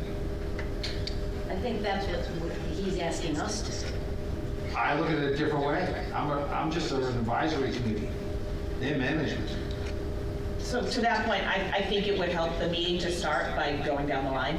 What is our goal? Because I think we have to do it once. And what is like after coming out of this, and we have again one more day, I have a thought of how I would put my thoughts together. So I think we start with that, and then we could probably be like, all right, well, does it make sense to do a list or not? Does it make sense to go to detail or not? And then we can dive into that. Yes, agreed. Do you think we? Why don't we start that? Yeah. Do you think we can have that? Would you like? Do you think we can do that today, or do you think we have to? Yeah. Could we just say what our positions are? That's what I'm asking. Like, if you think it'll Yeah. change significantly on tomorrow or No. No. It doesn't. Yeah. Do you want me to start? No, I don't care. You don't have to. I have a position, I'm fine with that. So mine has been very set from the beginning. I am not in favor of using free cash to balance the budget. So for me, it's looking at ways to reduce our impact to free cash. Ultimately, the gold standard would be that we don't use any, but ultimately, how much can we reduce from other areas to not use free cash? Because for me, that is not a financial strategy I'm comfortable with, nor one that I feel is sustainable. And I understand in 1 year, but I can't. It's not something. So would you put a list together? Is that? Yeah, Are you on the list plan? I'm on the list plan. Okay. Is that? But not just cut, so I think that's So why. is that all, yeah, right, is that like, is your position that 2.029 million of free cash should not be used at all, and therefore you're going to either make 2.029 million of cuts and/or maybe more cuts, but actually increase other budgets, however that is? Yeah, so I think ultimately it's to not use free cash, but if we don't get to that, reducing it as much as possible, right? Can I read back what I wrote down and see if that aligns? I think you should go down the line. I'm Yeah, sorry to make sure I capture all- interrupt. You have to stay, you have to Just stay reading back what I focused here. summarized hers to say. You have to stay focused and you have to make a decision what your goal is. Like he's I understand. gonna- I'm just reading back what she said. Yeah. Not in favor of free cash, want to reduce the budget position to minimize free cash utilization. Correct. Like, not saying hard or fast, it has to be zero, or like just want to reduce towards as low free cash use as we can. Correct. Thank you. You're great. You nailed it. I do this all. Isn't Starts at 7:30 and Wasn't there a notes 11:30. thing in here that we could reduce? We could do it. Hey, where's the AI? All right, so. Just speak freely. Okay, Don't forget what I write. Okay, I'm sorry. I'll scoot over here. So I would do it in a probably two-part way. One part being this exact same model, not using free cash, coming up with as close to 2 million in cuts as I could for revenue generation, if I could think of something. Part B, maybe that has more than one part, would be asking then all of the departments to put together real budgets that have the things that they would, the extra teachers they would like, the extra police officers they would like, what their true position is, not in a magical world where everybody has all the money ever, but in a realistic world where they are putting themselves in a good position to run. And including those things that you had listed, like the police cars we need every year, the capital expenses, the real capital expenses. And then I use the cuts plus the real budget to then put a position forward for a new override push after. So there'd be a year of cuts. In a list, similar to, so that first part is So, Thinking long-term, so her Part B is It's- long-term, right? Yes, short-term, long-term. yeah, It's a so what I short-term, had long-term. was not in favor of free cash use, reduce budget positions, minimize free cash position. Additionally, look to publish a list for departments to come back with a realistic, what would they have had in their budget if we were doing this towards an overrun? Yes, so short-term, long-term, yes.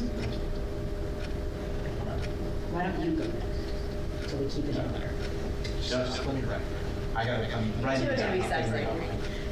We gotta change this. Go ahead. It needs to be separated. I really, at this point, I'll abstain. I have some real, I have a real issue with not cutting. Fully, we need to. But taking them and ripping school department's budget to tell them how to run the schools. That's a concern for me. I trust the department heads here. I don't think that there's legitimate junk in the budget. Really don't, to any degree. I mean, we could go find money, that's not an issue. We could go to the police chief or the fire chief of the schools and say, cut $100 grand. They would find that there's something there where they could find it. And I'll abstain from this. You will though. What I have there I've been is, through too many of these to know, and we've never been taken advantage of. It's maybe a bad way to say it. Never have we had a budget presented that somebody says, I could really make it smaller, but I'll give you this. that's, George, that's an amazing position. It's not a lack of a position. It's, you look to the departments of trust, you want to acknowledge and respect the effort they've put in by confirming the budgets they've put forth. That's, And, you know, some nominal stuff, we save 10%, $100,000. Without the 3-person department. The big 5 or 6 or whatever it is, could find $100 grand.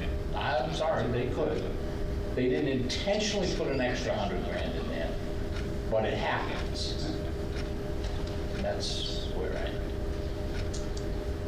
I am. I am also I think that's kind of in line of maintaining the budget as is. I do like the scrutiny of looking at the potential expenses as a learning tool for the community, but I think I don't love the thought of putting any more undue stress. Like any of those cuts causes a little bit more stress to the town, like these departments. And that on top of all of the years of stress and continued cuts is not something that I'm comfortable with. I don't love the fiscal responsibility piece of pulling in $2 million, but in this case for me, it's worth it. But hopefully we could use the review, the scrutiny, again, as a way to educate the community. Can I re-add amended PS? I also think about it if what, other than capital, what the hell are we gonna do with free cash? It just can't sit there forever. I understand that we have a winter and we got 7 million inches of snow, but there's gotta be a finer definition of what happens to free cash if it doesn't happen like this, other than buying stuff. And that's basically what we do. We buy stuff. So, all right, that was a PS in my rant. Next. just to do it for everyone, so I want to avoid undue stress in departments, not comfortable with making that worse on departments with cuts, but would prefer to publish a perspective on expenses for community awareness. Yes, perfect. So generally, happy that we have a balanced budget on the table. I would like to see the amount of free cash reduced, and I think it's a sustainable approach to the budget. And in doing that, I would be open to cuts to expenses, maybe vacant positions, but I don't want to see these cuts first. Would it be fair to say that similar to first, but maybe in a softer sense of like not maybe looking to go as deep, but generally like with some parameters looking to minimize the use of free cash? Yeah, I would say also probably falls somewhere in the middle. Pretty concerned with using free cash to plug holes and something like that. I also get the fact that we've been through a lot in the past several years. We've already made a lot of cuts in the budget. It's kind of been bare bones. It is starting to cut into the bone a little bit. So I don't have an exact number. I agree that staff reductions isn't the answer here. For me, maybe it's some of the stuff we've added back that didn't exist last year, is where we would probably take a look. That said, some of those things are also, we're adding them back for a reason. And I made a couple remarks to that yesterday on some of those. Not exactly sure what the correct number is, but I think there's probably a little bit here, but wouldn't go as far to say is that no free cash should be used in this manner. I think that's generally in line to minimize the use of free cash, avoid staff reductions, but look to minimize staff additions. I'm kind of in that mindset. I have to agree, I think there's not much here. I do think the detail is phenomenal. I do think that we should look at all these potential items, debating, so the public's aware of it. We may end up $200,000. But I think the idea that we looked at everything, we debated it, and we made a decision that it's in the best interest of the community. You know, because don't forget, government's here to serve. And that, on average, Carrie, on average, what is the free cash that is generated every year? What is that average? 4.5. 4.5 million on average. Okay. So again, the idea that we have, if we were to look at every year, we use $2 million of free cash, there's always going to be a buildup. Correct. You know what I'm saying? So and maybe tomorrow you can give us a history of the last 4 years, 5 years. There's an appendix. Yeah, there's an There is appendix on the appendix? website. I can just say it's on the You website. know, I don't know which appendix it was. You know, and is that going to be our policy that we're going to use X every year? Yeah, because we're not a bank. I guess to build on that and just kind of the role of government and just the one comment that this is probably more than just a messaging thing about like making residents feel the pain. I would disagree with that just a bit in terms of like I don't think that's what local government should be doing. We should be kind of funding the services we can within the constraints that the voters have provided us. I realize there's probably like a timing discrepancy there if we're able to fill holes and so you don't get the impact multiple years down the road. But fundamentally, from like a purpose or mission standpoint, I'm not fully on board with kind of that is the outline. I just want to say that this isn't an emotional discussion. So that kind of feels like an emotional response. Not that you're being emotional, but that when we say they need to feel the pain, it's not like a mean, emotional, I want you to hurt. No, but That's it's not what's being said. What's being said is we keep plugging these holes and putting Band-Aids on every year because, what the community sees, what the community comes back with, you said it, Tom, is that they're just gonna figure it out. They will find the money. The reason the community thinks we'll find the money is because we always do, but just not in a fiscally healthy way. So it's not an emotional statement of, I want people to suffer and be upset. I want people to live in the real world that we are living in. I can't if I don't, right, if my kids are starving and I'm about to be evicted, I can't be out there purchasing a helicopter. So I think that's a valid problem that we've talked about this. People don't necessarily see the consequences, but I don't think the question is we're shopping for a Bentley. I think the analogy you said earlier, 20% of the lights aren't on. I guess for me, I don't agree with messaging kind of the problems we are facing through the budget. I would rather message that in some manner directly to people, not like we didn't have 20% of the lights on, even though we had the ability to do that, but we're withholding that ability so you can understand that your vote has a consequence. I don't think withholding implies that we have it, and we're just being jerks about keeping it back. Well, we do, right? We might not like the avenue we're using to achieve that, but we do have the free cash. We have the ability to fund those 20% of lights.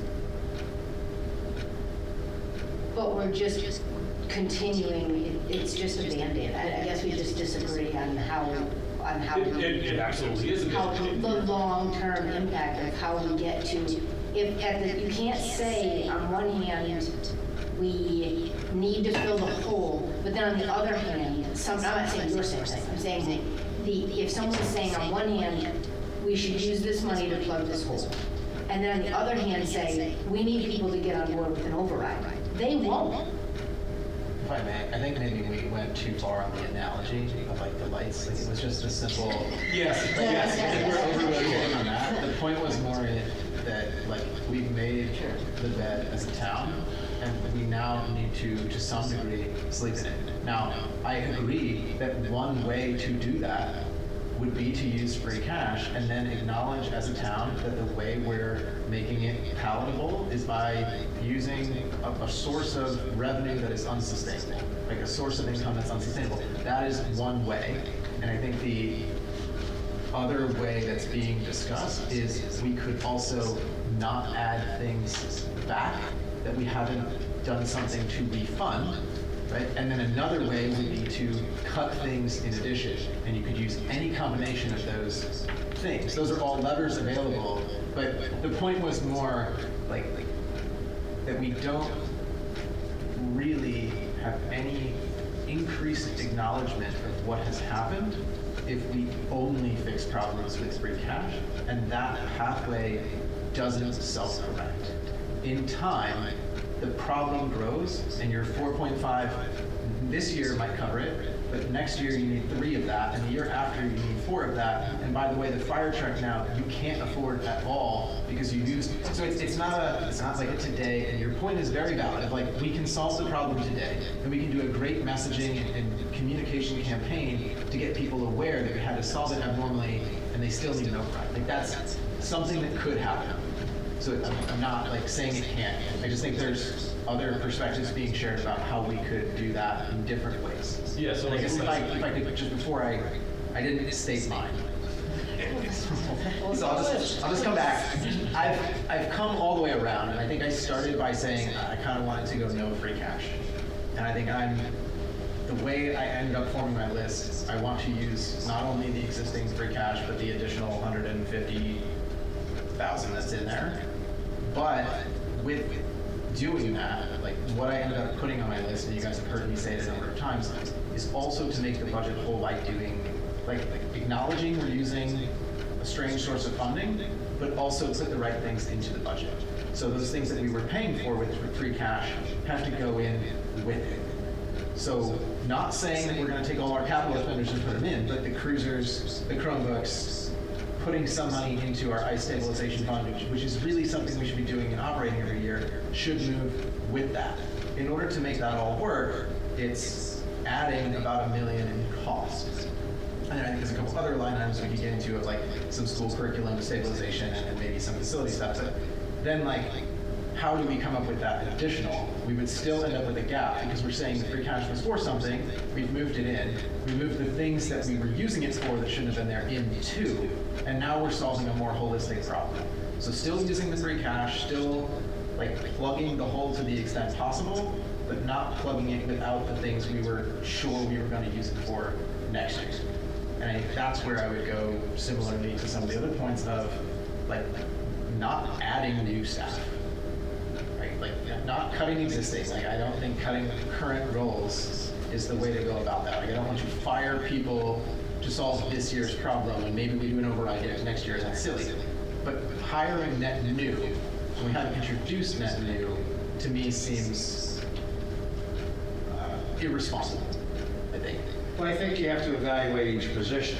Sure, I have a particular list of ones. Each position can have its own benefit. Yes. I mean, and to that point, like I don't have the deputy administrator on that list. Like I think that one actually is valid, and to the revenue generation point, like that one isn't on my list. It could be on somebody else's, but it wasn't on mine.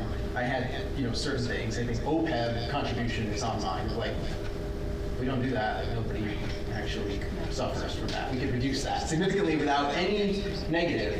But like some spot positions in there, we saw additions that were more, I want to restore to pre-override failure state. And I think those are the ones I would look to. That was lengthy, but like I think it generally aligns separately as use the free cash with some of its normal purposes going with. But great, sorry.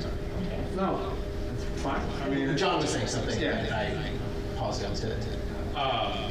Yeah, I guess my point there is not that like we shouldn't minimize the use of free cash from like a fiscal policy standpoint. I think a lot of it makes sense. Mine is probably more just the rationale, the messaging for why we might choose to not do something. If it's for fiscal policy or responsibility reasons, or we want to keep dry powder for uncertainty, totally on board with that. I am a little less comfortable with the... Yeah, it's not feel the pain, like I face. I think the analogy you got. Yeah, but that's the point I think I would like to make clearly that that's Totally. not where we're trying to go with that. Yeah, I think that's a very good point. Probably was said more flippantly earlier by myself and maybe others, but like that, and we met. So I think it's a very good clarification. Just more of a, this is a slippery slope. and I hate to have another twist. Correct me if I'm wrong, but there's another, is there a cash budget we have to be aware of? Some type of cash inflows, outflows that aren't represented in the expense lines, that we may have to pay off something? It could be an issue with the self-insurance. pension. I think the big issue is really is leaving the essentially self-insured health consortiums. You're gonna have a runoff on that? Well, yeah, but we're not gonna know that until the fall, because we get all our prescription rebates and all the stop loss and all the other stuff. We're gonna hold up that payment until we know every single credit and dollar is there, so we're not paying back that district money that we don't owe. So that's an issue that is down the line. That's actually one of the reasons why I asked the council to withhold ratifying the OPEB contribution at that time, because I think once we get out of the healthcare consortium and we're done with that, then we're kind of moving on and putting that behind us, and then we can kind of pivot back to OPEB. But I also don't know what that deficit will be. I'm sure there will be a deficit. I don't know, but I can't guarantee you there'll be one. It's been like this over the year. It's hard to say. We're just gonna have to wait and see how those healthcare numbers come out. But that's the only thing I can think of. I don't think of anything else in my cash flow. What about on the pension? Do you have to fund the pension? Yep, it's in the budget. That's in the budget? The budget, our obligation for FY27 is already in the thing. Okay. Because if we're looking at the idea of the expense side and using some free cash, is there any cash outlays that we should be aware of that may be an issue? Can I just refer to one thing? Sure. Oops. Again. So one really quick thing, when you mentioned, restoring some of that free, instead of using free cash for like cruises and whatnot, just keep in mind that the money that you already gave them this year is for like the cruises and Chromebooks. And what you spend up until November, after November, you can't spend it until it gets certified for the following year. So there's kind of like a little bit of a squeeze in there, because we just don't have that free cash forever. So just keep that in mind. Sorry, I have just one quick comment, maybe question as well. And it has to do with the capital versus expense discussion that was happening earlier. So I was in the industry for 40 years and had to do many budgets, and it's kind of drilled into my head. And I'm surprised that none of you mentioned it. Is it an accounting guideline to sort of ask the question, is the useful period of life for the thing that you're talking about purchasing, is it more or less than 1 year? Because that was always what we were told to do, is if it's less than 1 year, it's an expense. If it's more than 1 year, it's capital, because then you depreciate it as well over several years rather than one. Isn't that a general guideline that the town should be using as well? I think in our previous discussion, we had landed on it's not really an accounting differentiation here. It's more of a budget to budget differentiation, because we're not appreciating the items if there's not some valuation that goes with them. So it's less about, because that was, I think, I had come into that as well. Like we should be, the excavator like has to be, the police cruiser has to be. But I think it was more, you could put that stuff in your operating budget, and then still, from accounting practices, if you needed to depreciate it for some reason for credits or something, you could still do that regardless of which budget it sat in, and vice versa. So it was less bound by those rules drawing the line. I could be wrong, but I think that's... No, yeah. So we work with our auditors. Useful life. But and you could do that even if it's in the operating budget. Yeah. What's the threshold? Do you like 10,000, 50,000? It's about 10,000. 10,000? 10,000, below 10,000 is expensive. Correct.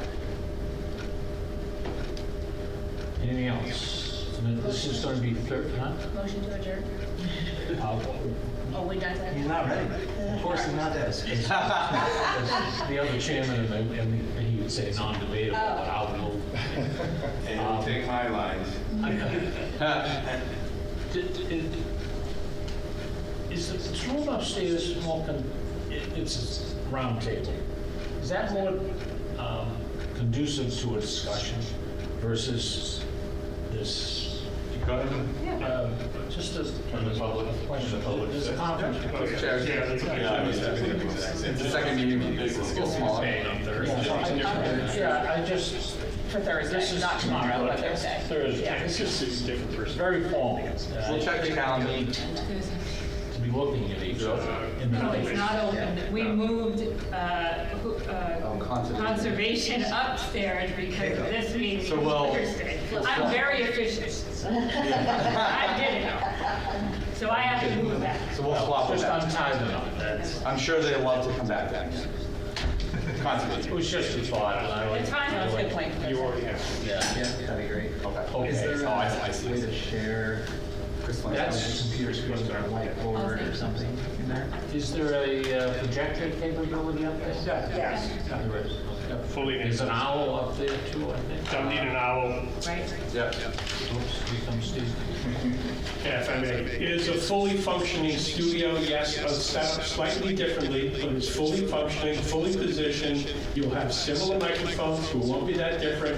But that was going to be one of the suggestions I would have made too, because yes, you can set the table in more of a square, so you're all more equal as opposed to at one end or another, and facilitate the discussion. And I applaud that because you're going to have some interesting and serious discussions, and people need to listen, and that's going to be recorded well. So, yes.